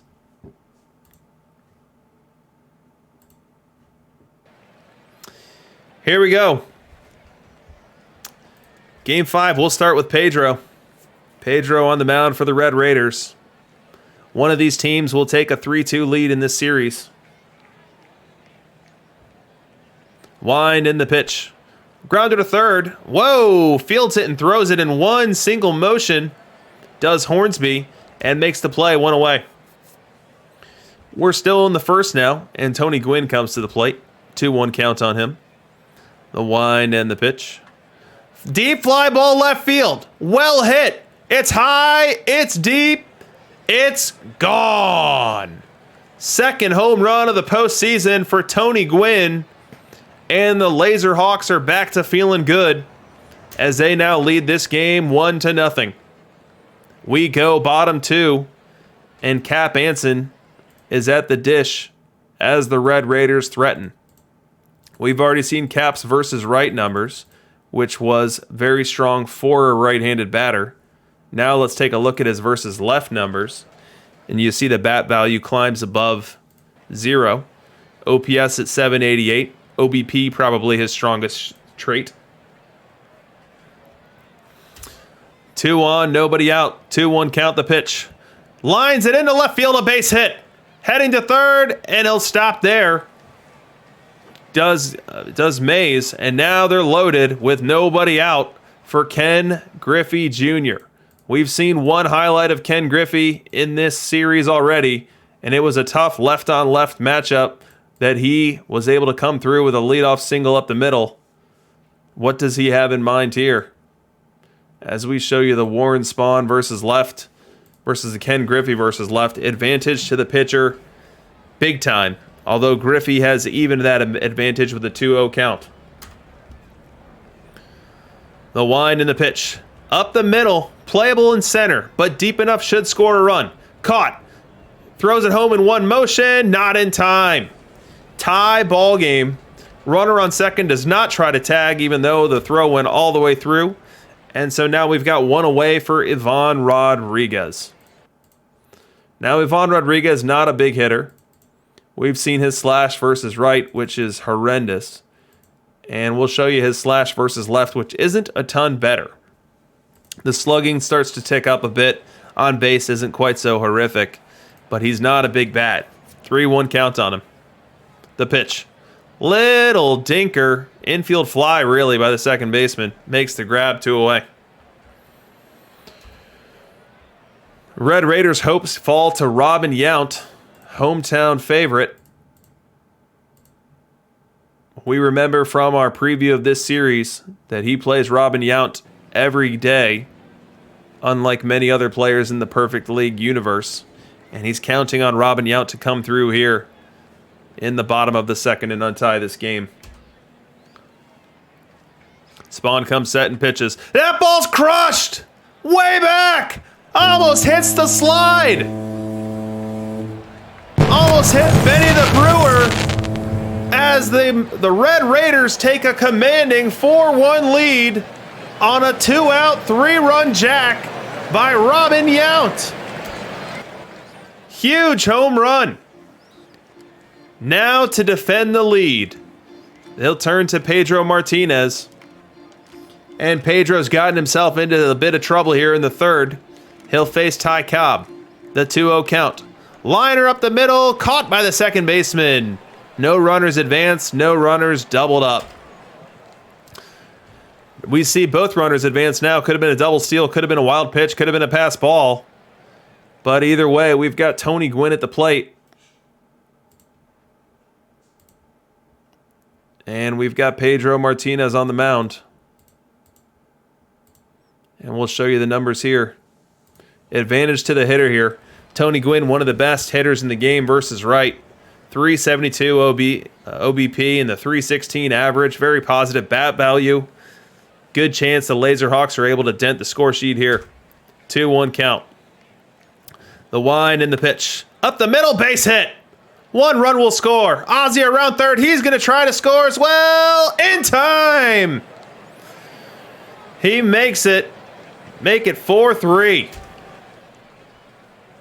So that ends the threat in the top of the third. Laserhawks shrink the margin from 3-1. And now the Red Raiders get back to trying to get more insurance.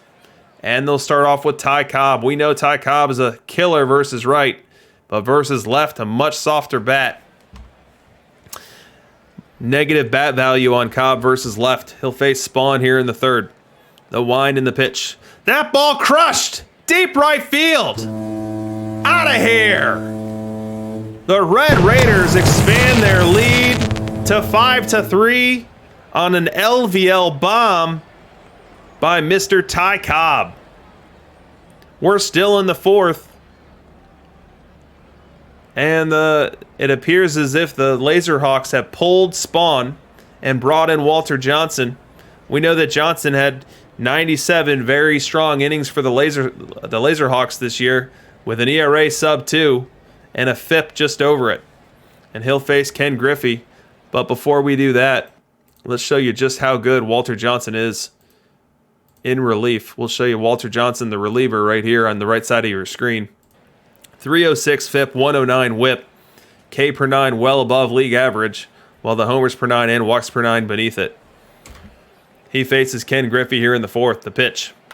That ball's crushed. Deep left. Will it go? It will. Despite a leaping effort by the left fielder, the Red Raiders have played long ball again. Ken Griffey extends the lead to 6-3.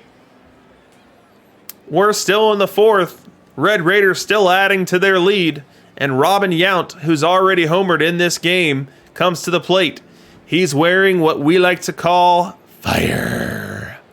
And he'll look to extend the 6-3 lead. 1-2 count on him, the pitch. Robin Yount gets into another one. Forget about it. It's home run derby. Make it 8-3. Another 2-homer game in the series. Rockin' Robin is right. It's 9-4 now. Laserhawks just unable to get anyone out right now. And they'll bring in David Price with the hopes of calming this down. Let's take a look at what David Price looks like out of the pen. Price as a reliever. You see below league average FIP, good whip, solid K9. Walks are always a problem with him. And he'll start with Rogers Hornsby. Red Raiders flying high right now. And they're flying higher now! Hornsby gets into that one. It's out of here! The Red Raiders are murdering the Laserhawks pitching. Make it 10-4 on that 369-foot bomb. We jump to the bottom of the seventh, and all of a sudden it's 12-4. And we've got Upper Deckersley on the mound trying to keep this game respectable. I don't know if that's going to happen. We'll show you Gwynn versus right, and then we'll show you Upper Deckersley here versus left. This is not the matchup you want to see if you are a Laserhawk faithful. 1-0 count. The wind and the pitch. And Gwynn rifles it into the left center field gap. 1 run will score. 2 runs will score. Here comes the third, and the throw to the plate. Not in time. A bases clearing triple double by Tony Gwynn to make this 15-4. Mercy. Laserhawks waving the white flag. We've got Satchel Paige on for the Red Raiders, just trying to put a bow on this one as it's 19-4 now. here in the 9th inning. Page delivers, grounder to second. He'll take the short throw to first, and that's going to do it. The Red Raiders convincingly win Game 5 after convincingly winning Game 4, and now will push this series back to Milwaukee with a 3-2 lead. One long sim away from a berth in the perfect league. I have to believe that we had some position players pitching in this game. We did not. Just no matter who the Laserhawks threw out there, they got shellacked. Spawn, great pitcher, murdered. Walter Johnson in relief, great pitcher, murdered. Price, terrible. Randy Johnson, terrible. Eckersley was the least of their problems. Oh, there we go, Ted Williams. So we did get a position player coming in and walking in a run.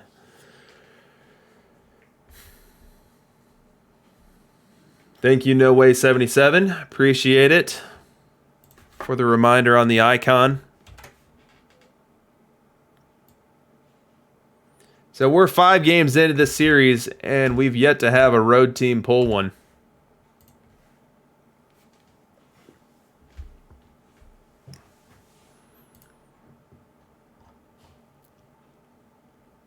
(19-4).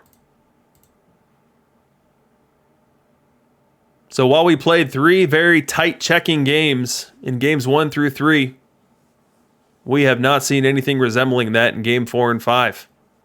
Tons of runs, tons of run differential. But we are leaving the cozy confines of the Red Raiders Stadium, in which run scoring is prevalent, and we're heading to Milwaukee, where they gave up the least runs in the entire league. Under 600 runs on the season. 597.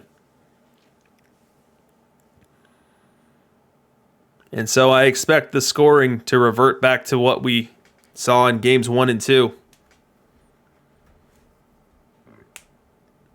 Walnut's hopes will rely on Andy Pettit outdueling Warren Spahn.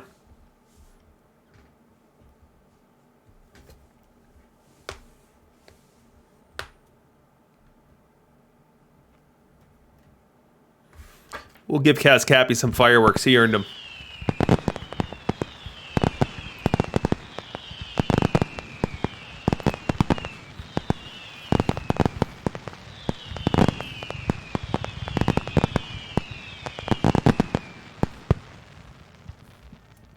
Yeah, once we find ourselves in a long sim, whether it's after Game 6 or Game 7, we will run the perfect point giveaway.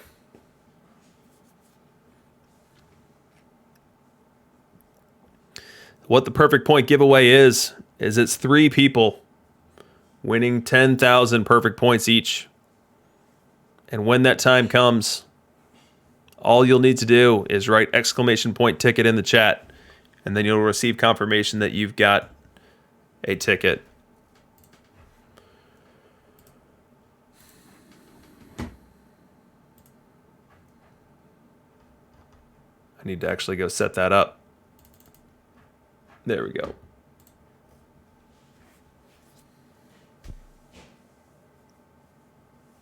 $10 packs, Chuck. You're right. 10,000 perfect points is 10 packs. Or it's one historical pack.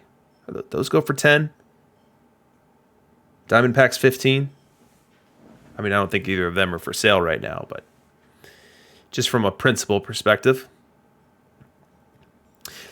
So that last game really started getting out of hand when the Red Raiders, Robin Yount, decided to play long ball. And look at the series that he's having here. 400, 526, 867 on the triple slash.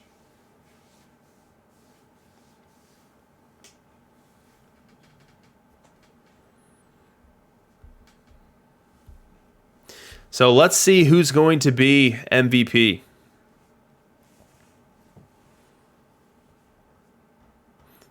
I'll do this. So I have additional perfect point codes. They do not work for Steam users. So don't enter this little side game if you are a Steam user. But if you are able to predict if you're able to predict the MVP correctly, whoever does it first, I'll give you one of my perfect point codes that's good for another 10,000 perfect points. And again, does not work for Steam. So if you use Steam, don't participate because you won't be able to do anything with it. But go ahead and pick your MVP. Love the Cubs says Gwyn. Gwyn for which team, Love the Cubs? Extreme's going Yount. I know which team that's going to be for. That's the Red Raiders, Yount.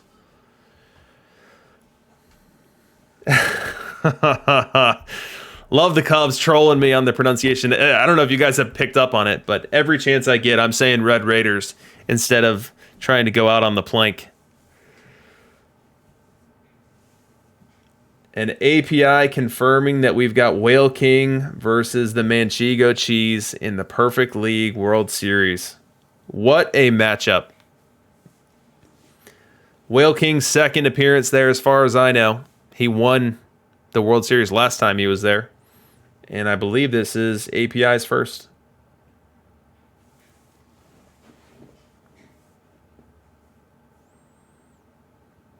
Stargazer going Ty Cobb, Milwaukee. Jay Modenhall going Speaker on Laser.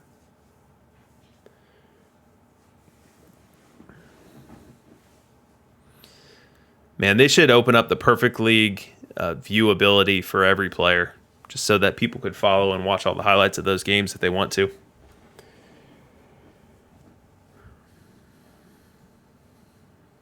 Walnut going Freeman. Freeman for himself. Freeman did not have a good Game 5, which brought down his overall numbers. I think if the Laserhawks pull this off, it is kind of hard to know who would get the MVP. I think, Speaker, Cobb, Freeman, Mays, all in range, depending on what they do in Game 6 and 7. Maddox could do it easily, though. So Maddox had that gem in Game 3.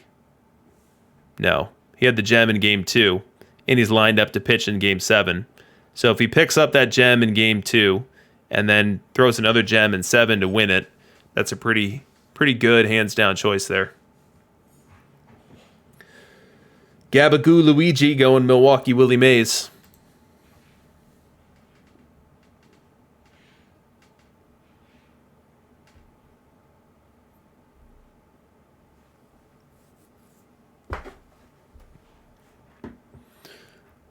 $11 minutes to the sim.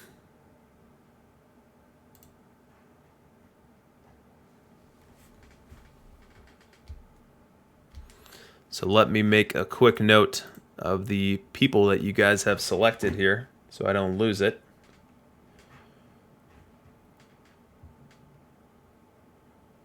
So Extreme is going Yount.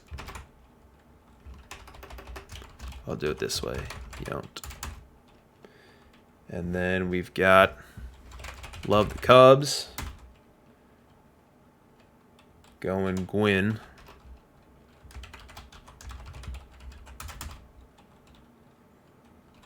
Luke wants Cobb. Which Cobb do you want, Luke? Which team?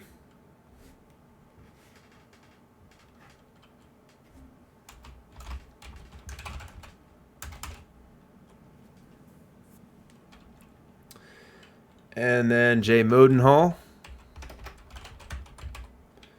going Speaker for Milwaukee.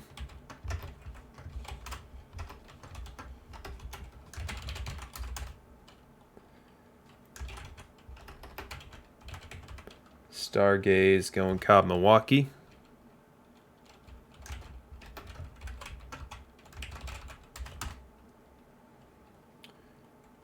And then Gabba is going Milwaukee Mays.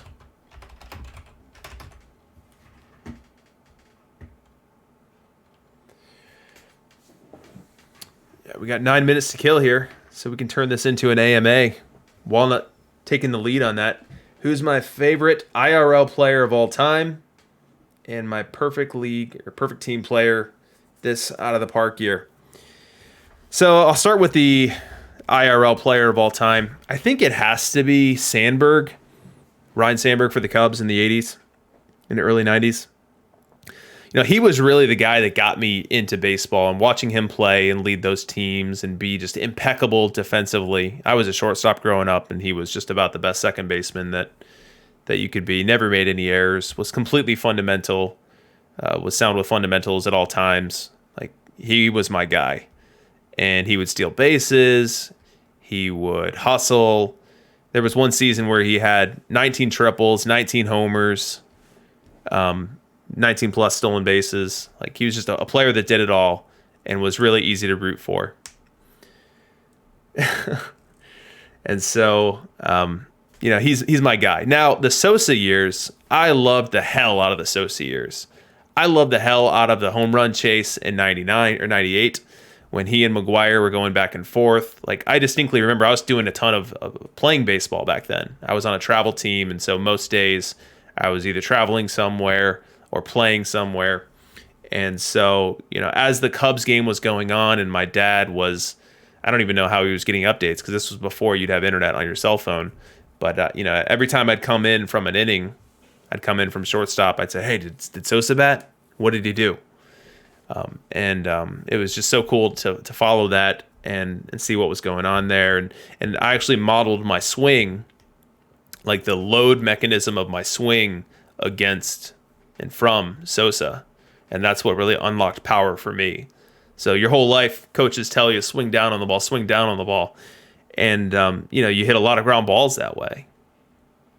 And when I started swinging up at the ball and really trying to load my hands into a position where I could have more time in the strike zone with my bat, and then when I was squaring it up, the ball had lift to it instead of being either low worm burner ground balls or low line drives, I started hitting a ton of home runs, and that was a huge thing for me. And so Sosa was absolutely one of my favorite players as well. I think I loved the Sammy Sosa experience more than Sammy Sosa's game per se. Like, he wasn't that great of a defender in right. He had a heck of an arm, but could barely control it. He obviously had the steroid scandal and then the cork bat scandal, which I was actually at the game that he got caught with the cork bat. I was up in the nosebleeds, as nosebleed as you can in Wrigley. And what was weird is they made no PA announcement of what had gone on. So Sosa, when he got discovered with the cork bat, there was like a guy on third with one out, and he hit just like a routine ground ball. The runner scored, and he was thrown out at first. And then there was obviously the meeting on the field between like the Cubs coach and whoever the Cubs were playing. I think it was like the Devil Rays and the umpire. And they're looking at the bat. And then, Sosa was retired, so he was already in the dugout. So it's not like they pulled him off the field. But they put the runner back on third, which was really strange. They make no PA announcement. And then going into the next inning, Sosa's not in right field. And the run is taken off the board. So it was just a really weird experience. And only to find out through word of mouth many innings later that Sosa got caught with a corked bat. And that was why they returned the runner to third, and that was why he was no longer in the game. All right, so favorite perfect team player this year was the second prong of Walnut's question, which that first prong I probably gave more information than you guys cared to hear. Favorite player of this game. I'll say it's Roger Connor. And the reason it's Roger Connor is that and everyone says this, I say that I have terrible pack luck, when in reality my pack luck is probably like everyone else's. I just never rip packs, so it's more noticeable. But I've only pulled 2 cards that I have used extensively, 2 good cards. And those 2 cards are Roger Connor and Bobby Matthews. And Roger Connor is someone that I've used since 2029. So this is way back when that I was able to pull him. And he's been just an awesome card for me. And I love OBP heavy first baseman. So growing up, and again, I'll throw more Cubs garbage at you. But Mark Grace was one of my favorite players as well, and he was an OBP heavy first baseman. So the knock on Grace was, first basemen are supposed to be these grip it and rip it dudes hitting 30 homers a year, and that's not him. He was a really slick glove who would hit 13 to 18 homers in a year and get on base a ton and be really hard to strike out and hit inside out singles to left field and come up big in moments that you need him to. And so I loved that player archetype then, and I love this player archetype now, that OBP heavy first baseman. And, there's probably someone who can have a very well thought out sabermetric argument behind why that's the wrong way to think of it. But having grown up with that, and then having now played with Connor and his consistency year to year for the past, 25 seasons, I've grown to really like having that consistent on-base presence in the lineup that carries a good glove too.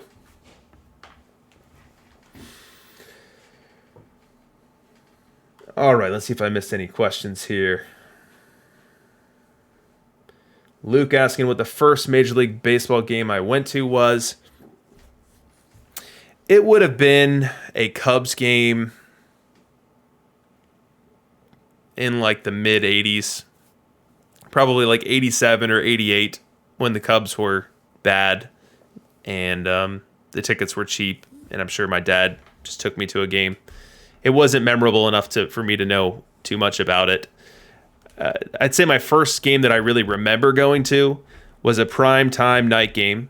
And so this means it had to have been after 88 when Wrigley Field got lights. But it was a primetime night game when the Cubs were playing the Braves, and the Braves were deploying an outfield of Ron Gant, Otis Nixon, and David Justice. I think Justice was right. That could be someone else. Justice might have been the error after that.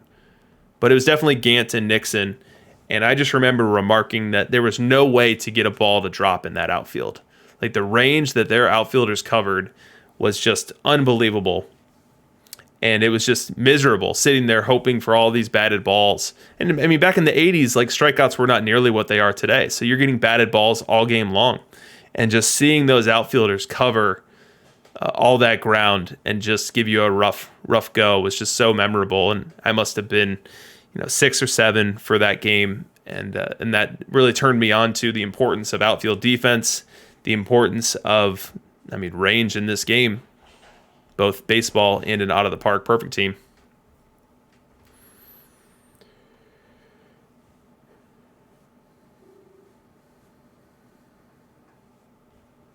Yeah, Gabagoo Luigi saying the Cubs might be the best baseball team in Chicago by default. Yeah, let's talk about that for a second while we've got a minute for this sim to come in. What on earth are the White Sox doing hiring Tony La Russa? A dude who was past his prime 10 years ago when he last managed. A dude who just got busted on another DUI. There is no way that the general manager for the White Sox, Rick Hahn, is on board with this. This is totally an ownership move that is being forced upon him. And their messaging about that recent DUI is horrible. I mean, their rationale for wanting him as the manager is horrible. They were such a team with such personality and spunk and exciting players, from Luis Robert to Yoan Moncada to, they'll have Michael Kopech back next year. And having a guy who's been well on the record as wanting players to play the quote-unquote right way and not infuse personality into the game, I don't think that's going to be a positive influence on that clubhouse.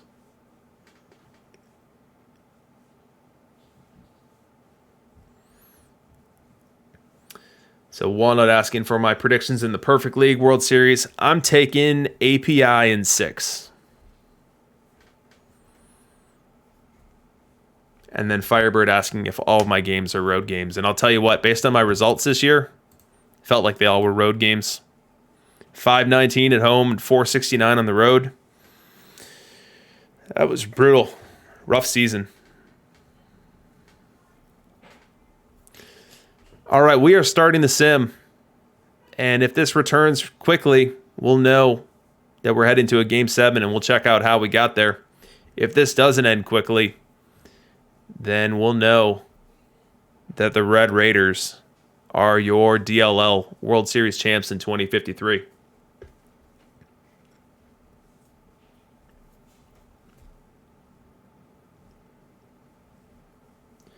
So Bender guy, apparently heading on up to Perfect League next week. Have some faith, man. You could get in there and find yourself on a hot Monday, pick up 15, 16 wins, and then ride that wave the rest of the week. Jay Modenhall lost his Game 7. Sorry to hear it, man. Extreme's first game is Twins-Orioles 1971. Remember it like it was yesterday.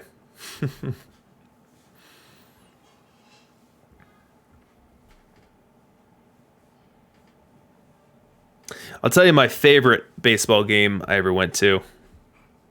Well, that's probably a pretty stock answer. So I was lucky enough to go to Game 7 of the 2016 World Series in Cleveland when the Cubs, in heroic fashion, defeated the Cleveland Indians in 10 innings. That was incredible. And I could talk about that for literally hours. So you guys probably don't want to get me started on that. But my next favorite game was actually when the Cubs first experienced some real success in my life, which was winning Game 5 of the 2003 NLDS in Atlanta when I was living there at the time. Probably no one else remembers this series, but it was just incredible, like seeing my lovable loser Cubs come up with a playoff series victory.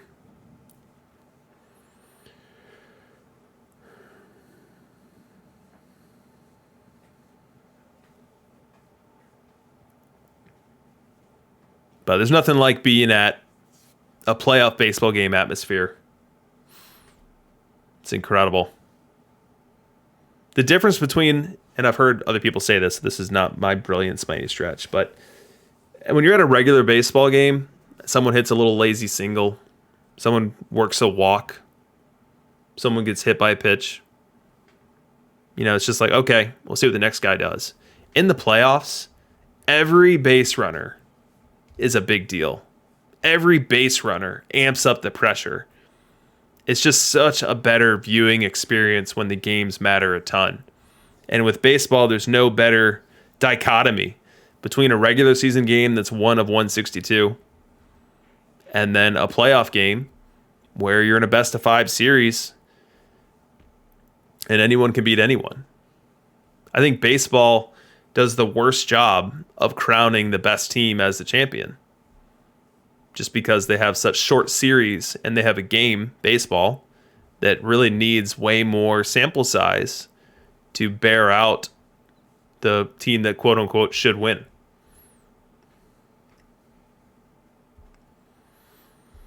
Walnut conceding in the chat.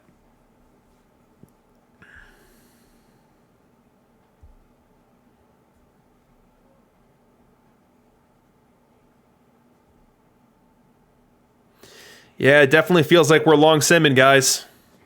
We are 4 minutes in. And that looks like CazCappy is going to be heading on to the Perfect League. As we talked about his history before the series began, he's a 2-time Diamond League champion, about to become a 3-time. But this is his first time winning it in the DLL.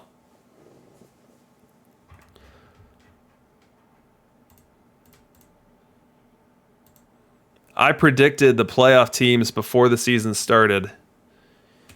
And let me tell you what CazCappy said when I predicted that he would be in the playoffs.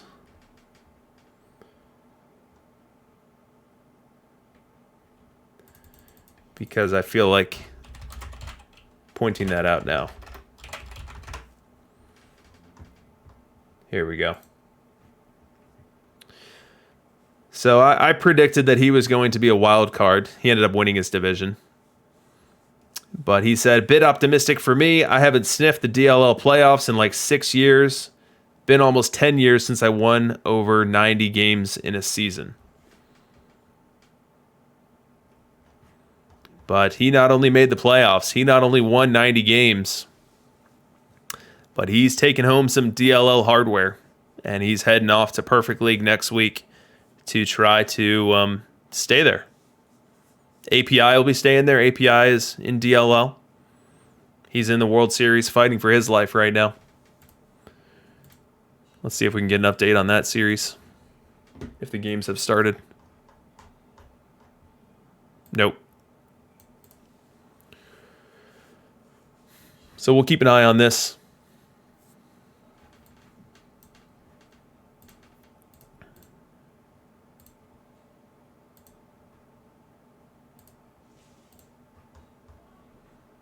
But yeah, this will be the first championship for CazCappy in his last 19 weeks. So he's had 18 straight weeks in the Diamond League without one.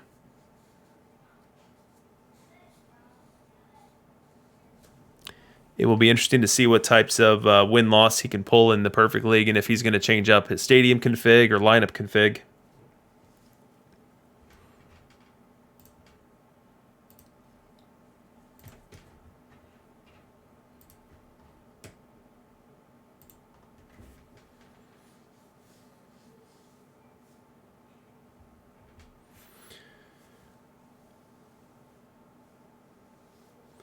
So a Lipitor kid asking what the series record is. It's 3-2 going on 4-2. Yep, Walnut, we can go ahead and start our perfect point giveaway. Let me load that up.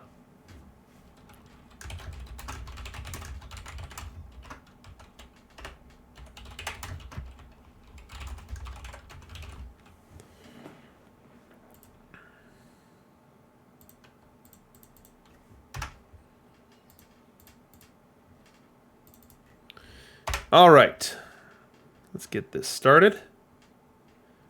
That should be working as of now. So if you want to be in the giveaway, put !ticket in the chat right now. You'll get confirmation that you've got a ticket, and we will pull it after a couple minutes or so and see who our 3 winners tonight will be.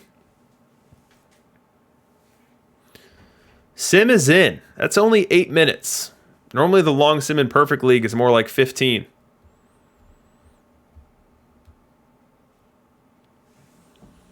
So let's see what Game 6 was all about.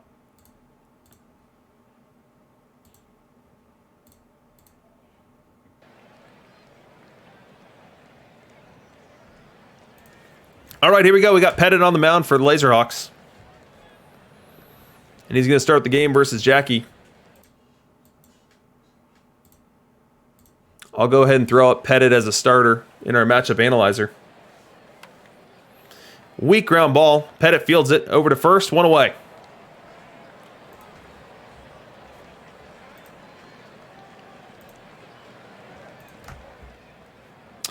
We go bottom 1 now. Laserhawks threatening. Willie Mays at the dish facing Warren Spawn with Gwynn at third. Infield shifted. Line in the pitch. That ball hit well. Left center field. Can it carry it well? The Laserhawks, Willie Mays, with his 3rd home run of the World Series, giving the Laserhawks a 2-0 lead here in the first. We go bottom 3. Laserhawks threatening some more. Hornsby at the plate facing Spawn. We haven't seen this yet on this stream, and it's a thing of beauty. So I'd be remiss not to show it, but this is your Rogers Hornsby versus left. Big time threat here in the 3rd. 1-1 count. Spawn delivers. Looped into left field, a base hit. 1 run will score. Here comes a 2nd run trying to score. Safe! Throw is not in time, and the Laserhawks take a 4-0 lead. All that CazCappy crowning talk could have been premature. We are now in the bottom of the 7th, and Laserhawks still looking to add more. Spawn on the mound, the pitch. Ball hit well. Deep left center. Can it carry? It will! Roy Campanella makes it 5-0. And the Laserhawks are pushing the envelope to a Game 7. They're 5 outs away now, and they've got some trouble on the base paths. Walter Johnson into the game. Walter Johnson, the reliever, we've seen the stats, and they're impressive. And Tony Gwynn versus Wright, though, is a very formidable matchup. I'll give a slight advantage here to the batter as the Red Raiders try to dent the score sheet for the first time today. 0-1 count. Line in the pitch. Liner right center. It's going to split the gap. 2 runs will score. Gwynn on his way to second. He'll slide in there with a 2 RBI double. Cutting into that 5-0 lead, making it a 5-2 ball game. We go bottom 8. And SC Lefty Grove now in the game for the Red Raiders, facing Ty Cobb. 2-2 count. The wind in the pitch. Liner, right center field, splits the gap. Cobb on his way to second for extra bases. He'll stop there. He's going to head to third. No, he'll take a long turn and think better of it. A leadoff double for Cobb. We go top 9 now. Hawks, the Laser Hawks, are knocking on the door. And they've got Trevor Hoffman trying to close this one out. Hoffman as a reliever, facing Ken Griffey. 1-2 count and 2 away. The wind in the pitch. Swing and a miss, strike 3. Laser Hawks win and even up the series 3-3. All the premature coronation of the Red Raiders needs to be undone now as we're heading to a final and deciding Game 7. We got duped by the premature long sim. Need to add a win to the graphic. Thank you, No Way. I've never had the fake out, the long sim fake out, since I've been doing this. It went 9 minutes instead of the normal 15. So that should have been our first clue.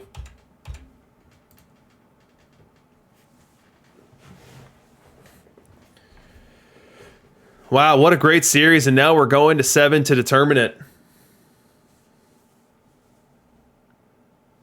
Although Walnut did concede. So does that mean that it's over? Cut the stream. It's already been decided. Send the Red Raiders to perfect. I mean, he did concede. Walnut's on board with it. All right, we will go ahead and draw our drawing now. So if you haven't done it yet, put exclamation point ticket in the chat. Exclamation point ticket, and you will be in the drawing.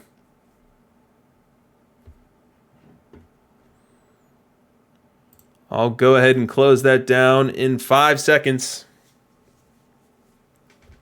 3, 2, and 1. It's winner drawing time. Who feels lucky? Our first winner is Waddy Waddy Waddy. Our second winner is Extreme UW. And our third winner is Bender Guy 1. Congratulations to our winners. The way to get those perfect points is to DM me on the Discord your Out of the Park username with the perfectly pristine capitalization. And I will get you those perfect points typically within a couple of hours.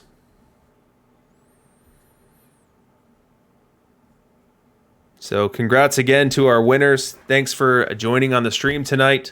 We are long simming now for real.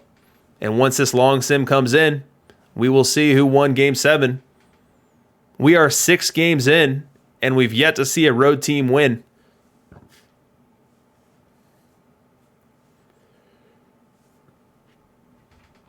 Someone mentioned Portillo's in the chat, and Portillo's is just about my favorite restaurant. I think if there were no repercussions for eating poorly, I would go to Portillo's every single day.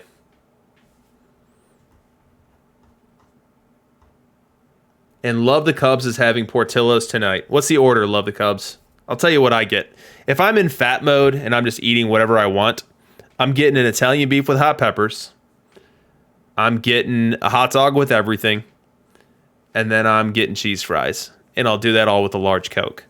So that's like 1,600 calories of pure bliss.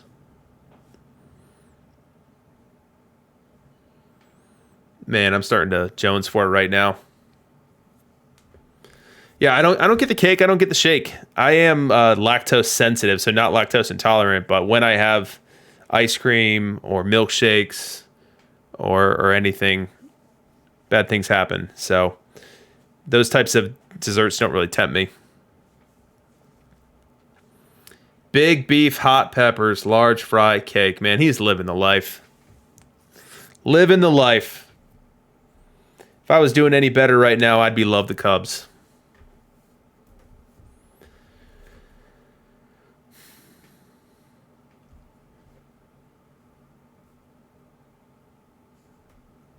Yeah. Man, I'm thinking about nothing but Portillo's right now. We've got a Game 7 about to be played, and I can't get my mind off of Portillo's.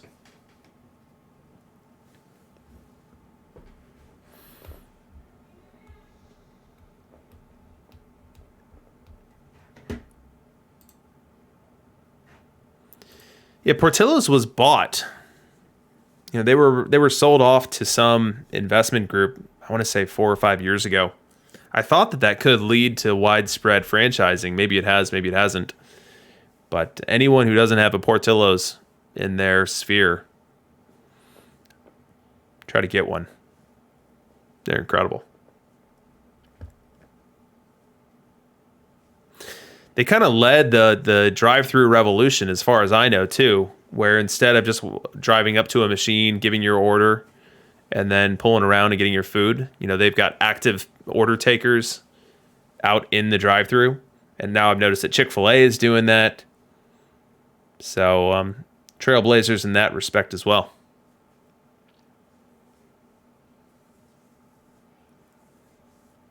Yeah, Lipitor Kid saying that Italian beef at Portillo's is better than a Philly cheesesteak, and I happen to agree with you.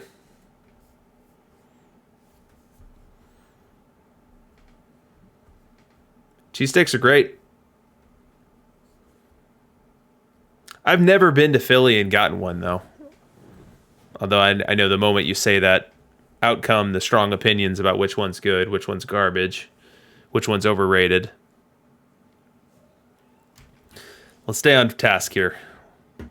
So Maddox v. Maddox, both of them are Maddoxes of the 100 variety. Now the Laserhawks Maddox is in MVP range. If he comes out here and wins this game, I think he's the choice for the Milwaukee Laserhawks.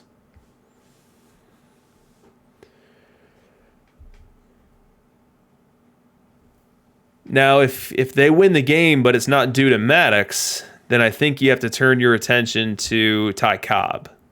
Ty Cobb, 10 hits in the series, 5 ribbies. Although Willie Mays has a very good argument as well.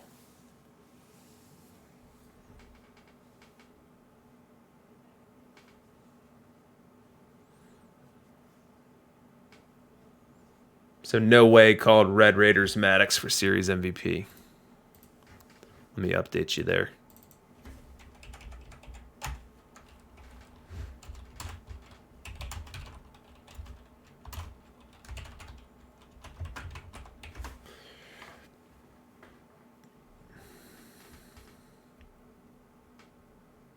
D'Alessandro's is the best Philly cheese, T. Chuck says.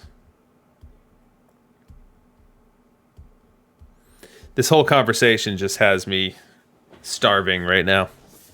I've been trying to watch what I eat for the past month or so. Always hard to do as you're heading into the holiday season and you're traversing through Halloween. But this conversation is not helping.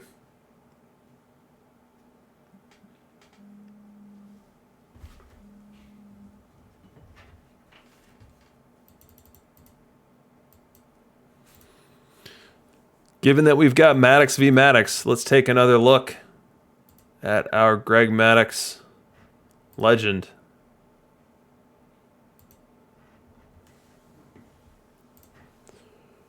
That's the wrong Maddox. There's the right one.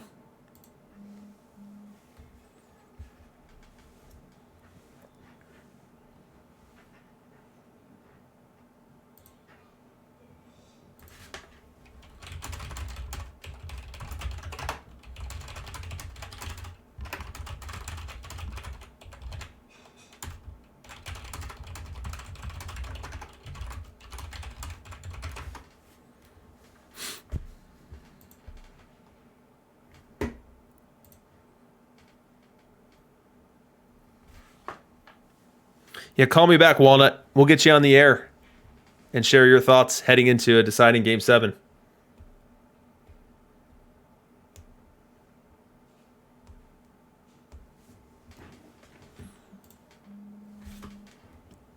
And now joining us on the air, none other than Walnut 33, about to have his fate determined by Game 7. Where's your head at, Mr. Nut? Well, my head is now, if we're being 100% honest, completely fixated on a cake shake. So, do you guys even have Portillo's up there? I would guess. There's one Portillo's that came here last year or the year before. It was the year before I moved back home. So, yes. There's one at Portillo's about 7 minutes from my house. Not that I've ever timed it. And so the reason I'm calling is for a couple things. One, CazCappy, for the amount of beatdowns he's putting on me in this series, deserves to win. And I don't want to go to the PEL because it's just it's not the same interaction. I don't love it as much as you guys do. But I think with one other announcement to come, my wife has told me that our meeting of fate is being put on hold. Because, oh yeah. We are not to be we're to be socially responsible people right now, and not be dining in public at restaurants. Yeah, I think that here in the Midwest, we've certainly seen a case spike for COVID, so that's probably the responsible thing to do. Yep. So I think we should put a pin in that, but I think in honor of that tonight, because we were going to go get, I was going to have euros, you're going to have tacos, because it was a Euro Mexican, it was a Greek Mexican fusion place, which to me sounds like the greatest thing on earth. I think you should treat yourself to Portillo's tonight, and I'll have Portillo's, and together it could be our quasi dinner. See, we both want Portillo's. The second son brought up Portillo's, all I could think about is that cake shake, and I think it's time to have the cake shake. Man, that's the next thing I'm doing. I've got my interview with Pidge tonight, but that might need to be on a brief hold until I go get an Italian beef with hot peppers. Yep, good. We're 100% on point. I think that CazCappy is going to win this hands down, because my Pedro's been pretty bad, as you can see. He went 1.2 innings last game and got just shellacked. So wait, are you breaking some news here? Are you starting Pedro this game? Oh, am I not playing Pedro? Oh no, it's Maddox. Sorry. Yeah, You're right. Maddox v. Maddox. Yeah, well, here we go. Maddox has been pitching too well. He's gonna crap the bed now. There. Yeah. Yeah, your Maddox has been money in the postseason. Has yet to give up more than an earned run in a given start. Well, I think we all know that something ends in OTP and streaks. Yep. So, that is my call. I can't wait to have some Portillo's. I will shoot you a picture on our Discord, but I think you should do the same, because you are saving the calories by us not having lunch Tuesday. Well, that sounds good. Thanks for the call. Good luck to you in Game 7. And I'll shoot you a picture of my Italian beef. Say it with me, Manitowoc. Manitowoc. There you go. See you, buddy. See you, man. That was Walnut. Sounded like you didn't even want to win this game.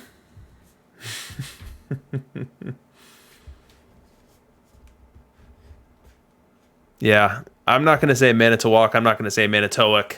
I'm not going to say anything. I'm going to say Red Raiders, because I just can't be trusted with pronunciations of small Wisconsin towns. Oh, geez. Kidneys. Censor yourself.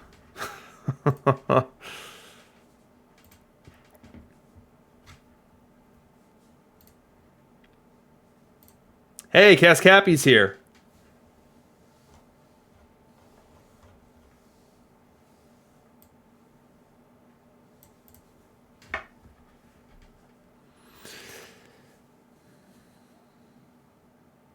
So, CazCappy, are you going to win, or is Walnut taking it? Walnut's already said that it's your game for the taking.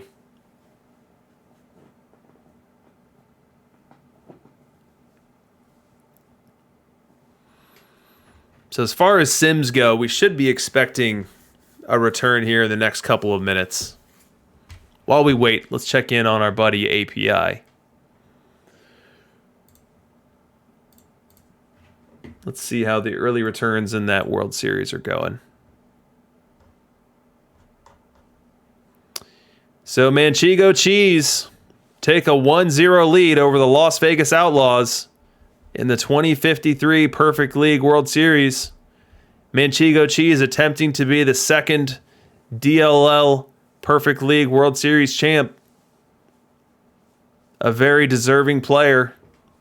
One who knows his way around observed stats as well as regression models.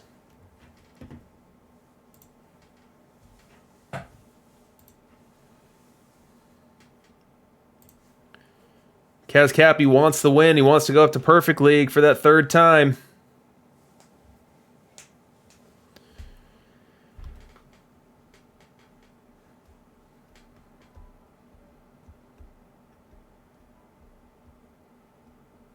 Heading to a deciding Game 7. All of these should be Game 7s. Let's have no spoilers in the chat. Let's all experience this live. Let's hope for a game that comes down to a high leverage moment in the 9th with a 1-run lead and a couple runners on base. That's what you live for.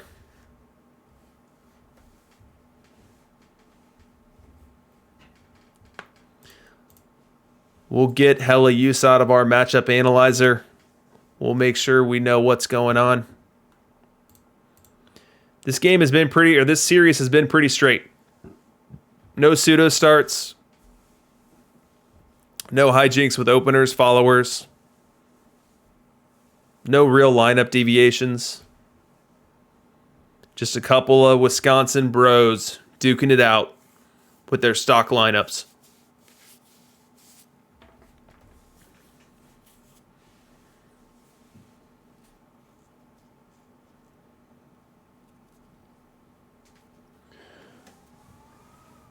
CazCappy, what are you doing sleeping at 6:14?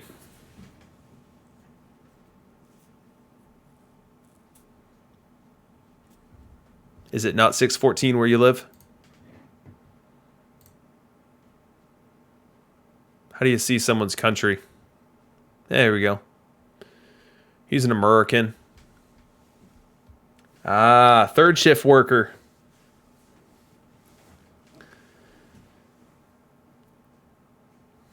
Yeah, working third shift is not easy. I had a couple buddies who worked third shift at Office Depot. So all of the different corporate orders that go into Office Depot in a given day, they're printed overnight by whoever's working the third shift.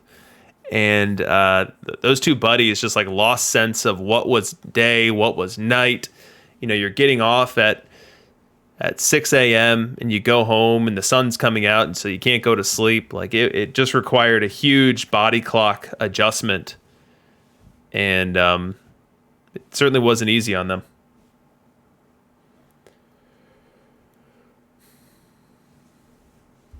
Gorgo 2005 retired. Can sleep anywhere, anytime. That's a gift.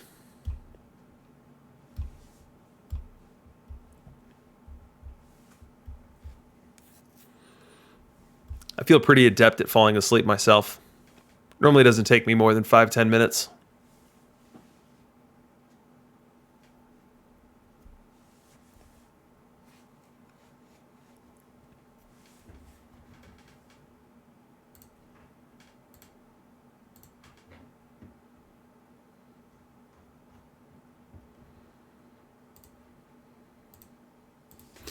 Reminder, right after this is done, I'm going to be recording my interview with Pidge offline. That'll air on Tuesday on Reading Between the Lineups. So make sure you join us for that. If there are any questions you'd love for me to include, feel free to DM me on the Discord. So Luke, how long is the sim? It normally takes about 15-20 minutes. I'm expecting it to come back any second now.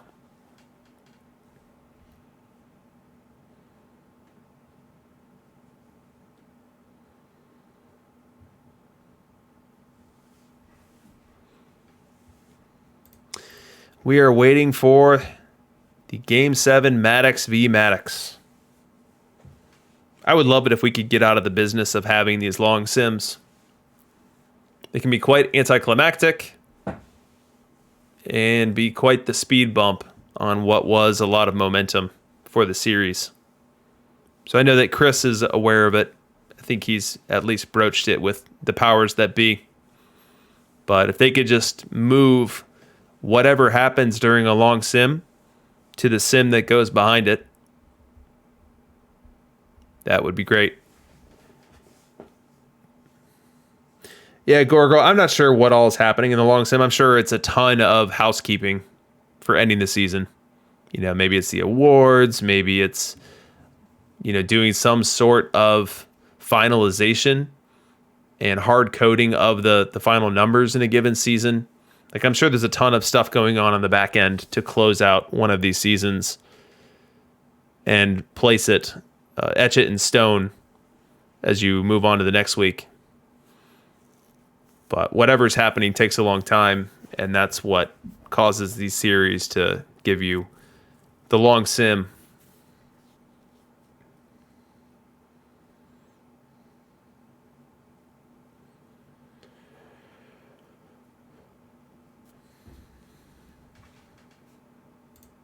So we toggled this before, we'll do it again now. But right here in this matchup analyzer, here's Greg Maddux Legend, Greg Maddux 100. And then we'll toggle to Face of the Franchise. So Face of the Franchise is most definitely better. It's most visible in the reduction in homer per 9, slight reduction in whip, decent reduction in FIP. But the challenge is Greg Maddux Legend will run you 250, 260 in the auction house. And then the Face of the Franchise one is much closer to $1 million. I want to say it's around 8 to 900K right now. So if someone asked me what the best use of 900K was, getting Maddux Legend and Glavin, or getting Maddux Face of the Franchise, I'd go Maddux Legend and Glavin. Love the Cubs. Going back to the perfect league. Congrats, buddy. So Extreme asking if Campy and Mauer are still the best at catcher. Now, I do run Campy and Mauer. However, I'll say that arguments have been made and can be made that Pudge should be part of that equation. And I've seen Pudge included in a couple different ways. I've seen him replacing Campy, so just being the versus left option instead of Campy. So you're trading Campy's slugging, Campy's bat for Pudge's better defense, both from throwing runners out perspective as well as catcher ability, which influences your pitchers. And I've also seen people do the big brain play in that Pudge actually replaces Mauer. So you keep Campy versus left, where he can give you a jolt offensively, and then you sub out Mauer for Pudge, knowing that Pudge isn't going to hit it all versus right, but that he's going to log the most innings. He's going to control the ground game. He's going to help your pitchers. And you're just going to treat it like you treat Ozzy. You don't expect Ozzy to hit anything. You don't expect Pudge to hit anything. But both are there for a greater purpose.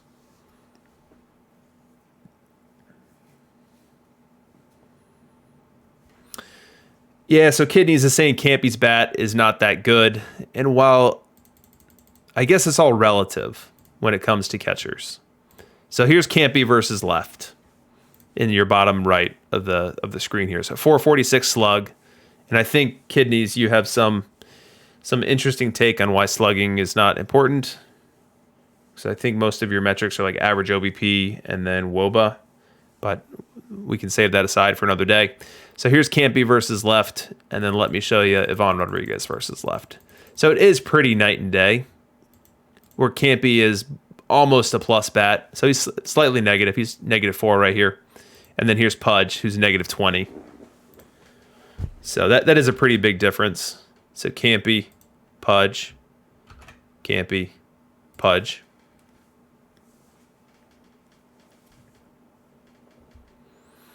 So you definitely are going to get a lot more production offensively out of Campy than you do out of Pudge. So I think I'm kind of inclined to consider if I were, and I've been running Mauer Campy for the longest time. I think this year I subbed out Mauer and put in Pudge. Pudge actually hit okay for me. I think you can't go wrong with those three guys being deployed. And depending on your build, depending on what's important to you, depending on what you want to see, your mileage may vary. Then Extreme asking about Pudge's ratings from a defensive perspective. Yeah, he does throw out more runners than the other guys. His Sierra, his catcher ERA is consistently lower than the other guys as well. So you do get the benefit of his defense. It's just, does the benefit of that defense overcome the cost of his offense when you've got Campy basically as a league neutral bat versus Ivan Rodriguez, who's a very below average bat?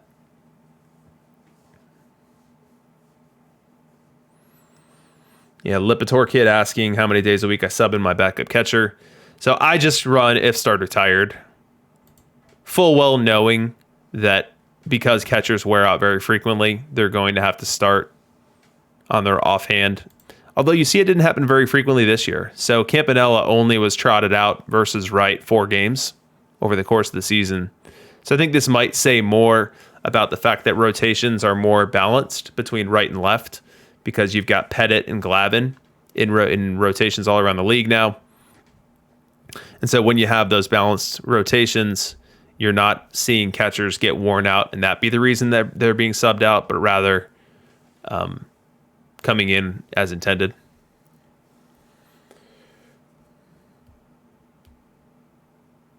Yeah, and CazCappy, with any of these numbers, on a micro basis, season to season, team to team, you could go 3 seasons and not see an appreciative benefit of Ivan Rodriguez over Campanella. It's when we're talking about thousands and thousands of plate appearances and thousands of innings played defensively that stuff comes through. So on a week-to-week basis, I mean, you can win. You can win with a team that's not all that constructed just because you get the right roles, you get the right RNG. And then same could be said otherwise. You could have a great team and go 80 and 82 in the DLL.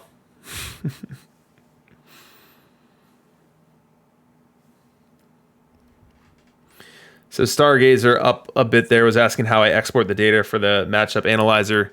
So I pulled that from Perfect League. I spent the last 8 seasons there.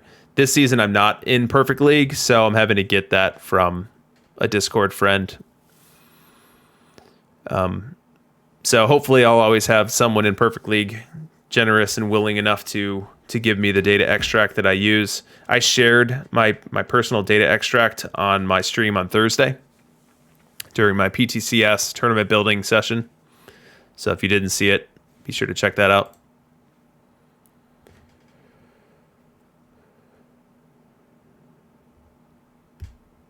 Looks like love the Cubs. Pudge hit a bit too this year. 314 on base versus left is pretty good.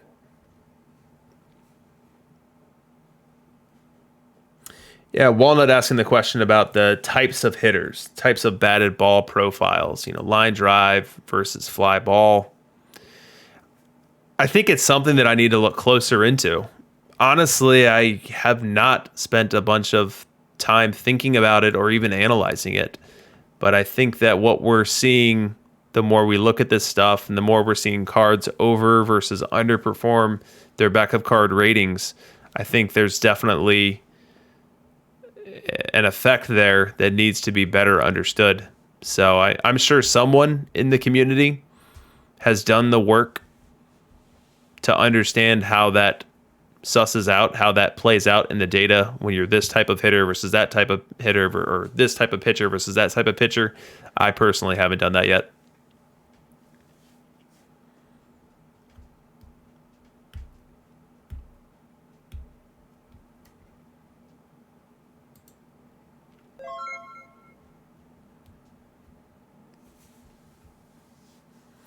Kidney's saying that JDA has done that work.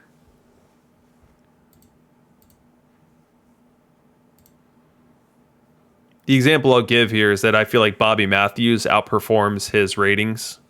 And I think at least part of that reason is his fly ball pitcher profile.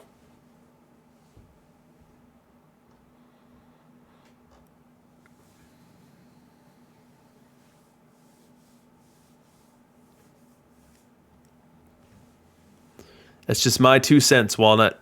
Thanks for your 2 bits.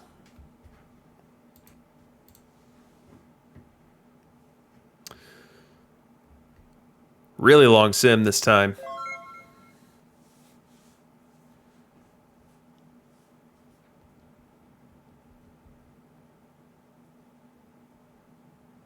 So T-Chuck hypothesizing that the avoid homer on a Bobby Matthews card is higher than effectively advertised because of that profile. So 73 versus left, 81 versus right.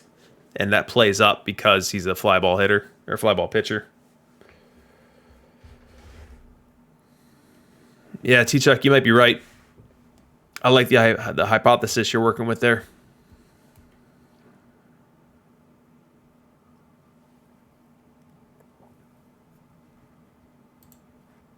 I'm going to do a reset just to make sure it's not me that's slowing this down.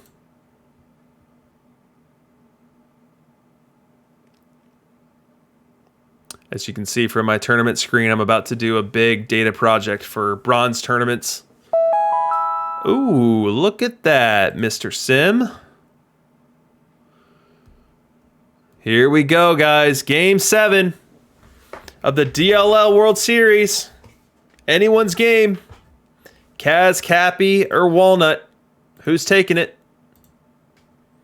Who's taking it? Maddox v. Maddox. Everything on the line. Let's get started with Ty Cobb. Infield shifted.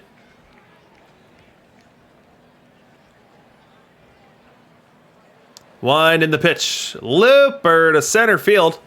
Playable. Can of corn, 1 away. 2 away now in the top of the first. And the Red Raiders are threatening. They've got Willie Mays at the plate. And Jackie Robinson on second with 2 away. Willie Mays versus right. Greg Maddux versus right. Advantage to the pitcher. 1-2 count. Line in the pitch. Liner up the middle, a base hit. Jackie around third. He's going to try to score. Safe. And the Red Raiders take a 1-0 lead in the first inning. We go bottom 1. Laserhawks looking to even things up. And we'll start with Rogers Hornsby with 2 away. Full count the pitch. Deep fly ball, right center. Right fielder doesn't move because it's gone. Get the accoutrements ready because it's Oppo Taco time. 1-1 on that 444-foot bomb by Rogers Hornsby to tie this game. Bottom 2. Freddie Freeman at the dish facing the Manitowoc Greg Maddux. And he crushes it to center. Deep, way back, it's gone! New kid on the block, Freddie Freeman. All the right stuff there, making it 2-1. We go bottom 4. Laserhawks trying to stretch that lead. And it's Mays v. Maddux again. We know that the Mays has been carrying the fire emote for quite some time now and is in range for MVP. Does he strengthen his MVP bid here and now? The pitch. Lines it down the left field line into the corner. Speaker will score. Mays on his way to second with an RBI double. And it's 3-1 Laserhawks here in the 4th. We go top 5 now. CazCappy has picked up a run, making it 4-2. And now Maddux v. Gwynn. Tony Gwynn versus Wright is as green as broccoli over there in your bottom left or bottom right part of the screen. 372 OBP versus right-hand pitching, and CazCappy needs it now. 1-1 count. Deep fly ball left center. Left fielder doesn't move. He's going boom, boom downtown. Tying the game at 4. We've got a tie ball game here in Game 7, and the Boo Birds are coming out.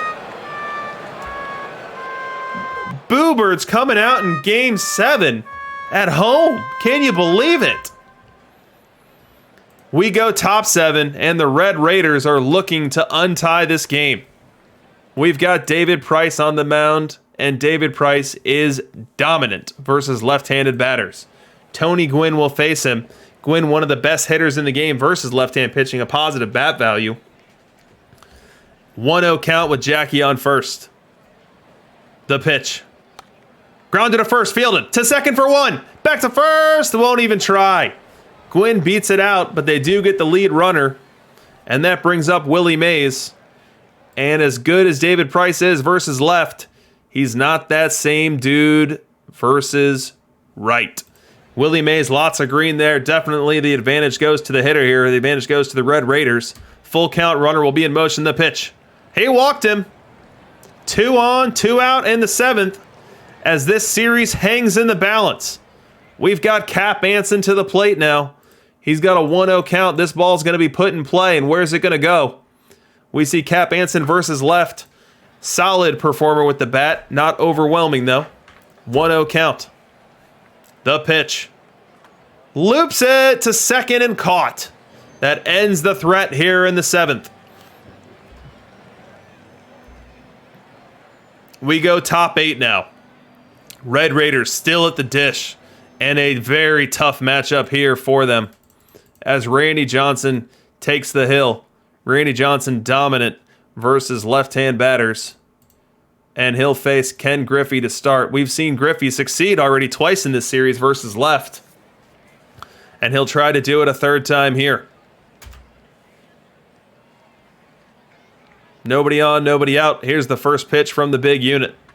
Deep fly ball right field. That's an upper deck shot by Ken Griffey Jr. to untie this game and give the Red Raiders a 1-run lead late in Game 7. Griffey defied the odds, defied his 197-241-380 triple slash, and gives the Manitowoc Red Raiders the lead. We go bottom 8 as the Red Raiders try to hold the lead. They're going to turn to Bob Feller to do so. And Feller versus left, not something that inspires a ton of confidence, but Ozzie Smith is not the biggest bat in the world. 3-1 count to start this 8th inning. Last thing you want to do is walk Ozzie to begin it. The pitch. He does walk him.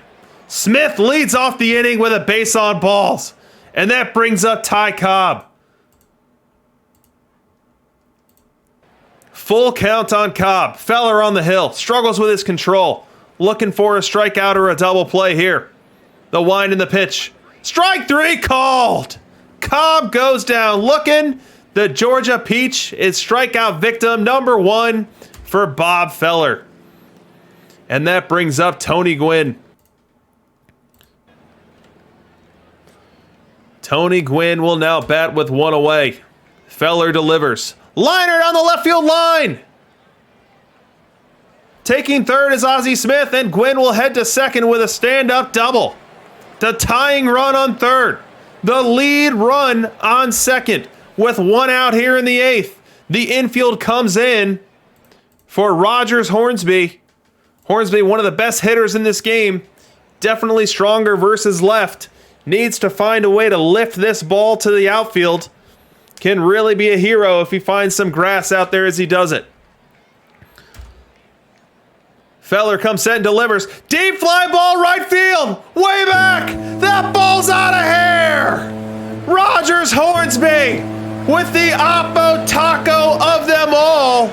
A 3-run bomb in the bottom of the 8th to give Milwaukee a 7-5 lead in Game 7 of the World Series. CazCappy on the ropes. He's going to need a base runner here with 2 outs in the 9th. And he's going to have to do it against Trevor Hoffman. Advantage pitcher. But Mays does have a fire emoji. The wind and the pitch to Mays. Liner to right and deep. Way back. That ball's out of here. Mays cuts the lead in half. And this series is not over. Make it 7-6. Fire Mays shows just why he's Fire Mays right then and there. We now have a 1-run game for Cap Anson at the plate. Cap Anson, one of the few right-hand batters that can hit right-hand pitching. And CazCappy needs a base runner here. 1-2 count on Cap. Hoffman winds, delivers. Looper to right, in comes the fielder, makes the grab, and the Laserhawks win the World Series. The Laserhawks are your 2053 DLL champions in a heart-throbbing 7-game set and a Game 7 for the ages. What a series, as you can see here. Ken Griffey hits the huge homer in the 8th inning off Unit to give them the lead. All undone when Hornsby goes Oppo Taco versus Bob Feller in the 8th.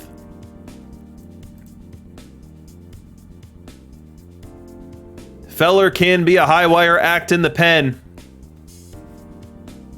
with his walks, with his movement struggles. And the dice came up snake eyes for CazCappy. What a series. Congratulations to Walnut as you head to Perfect League for your 3rd time after a 14-season drought. Tough beat for CazCappy, who was searching for an escape from his 19th straight Diamond League season, but he'll be back in the DLL next week. Was able to break his playoff drought. We'll have another chance to win a DLL ship next week. Chuck calling for a PEL update. Let's get one.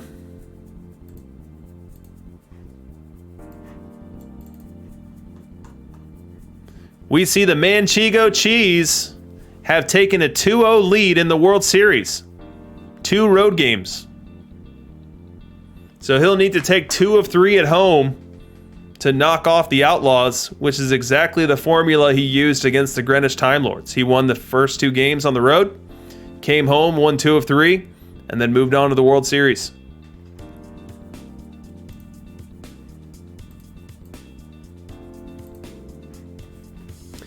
Go API, go. All right, guys. Well, that is going to do it for us tonight. Thank you for joining for the broadcast. Oh, wait. We need to check MVP. We can't go anywhere. MVP was Manitowoc Gwyn. Manitowoc. The Red Raiders Gwyn. Who had Red Raiders Gwyn?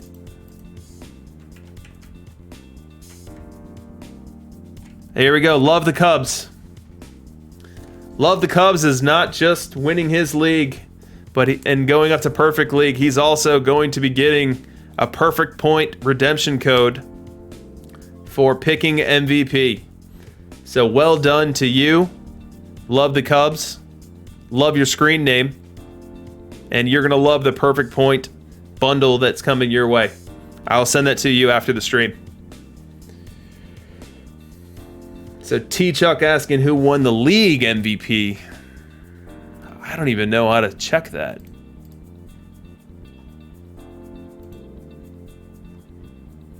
Wasn't anyone on my team.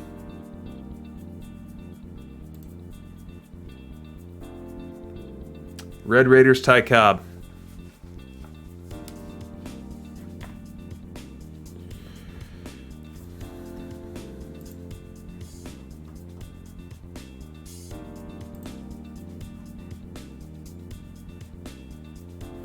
All right, guys. Well, that is going to do it for us. Let me give Walnut his Game 7 victory in our display. And then we're going to get out of here and head to Portillo's. And I suggest everyone else do the same. So congrats again to Walnut. Thanks everyone for watching.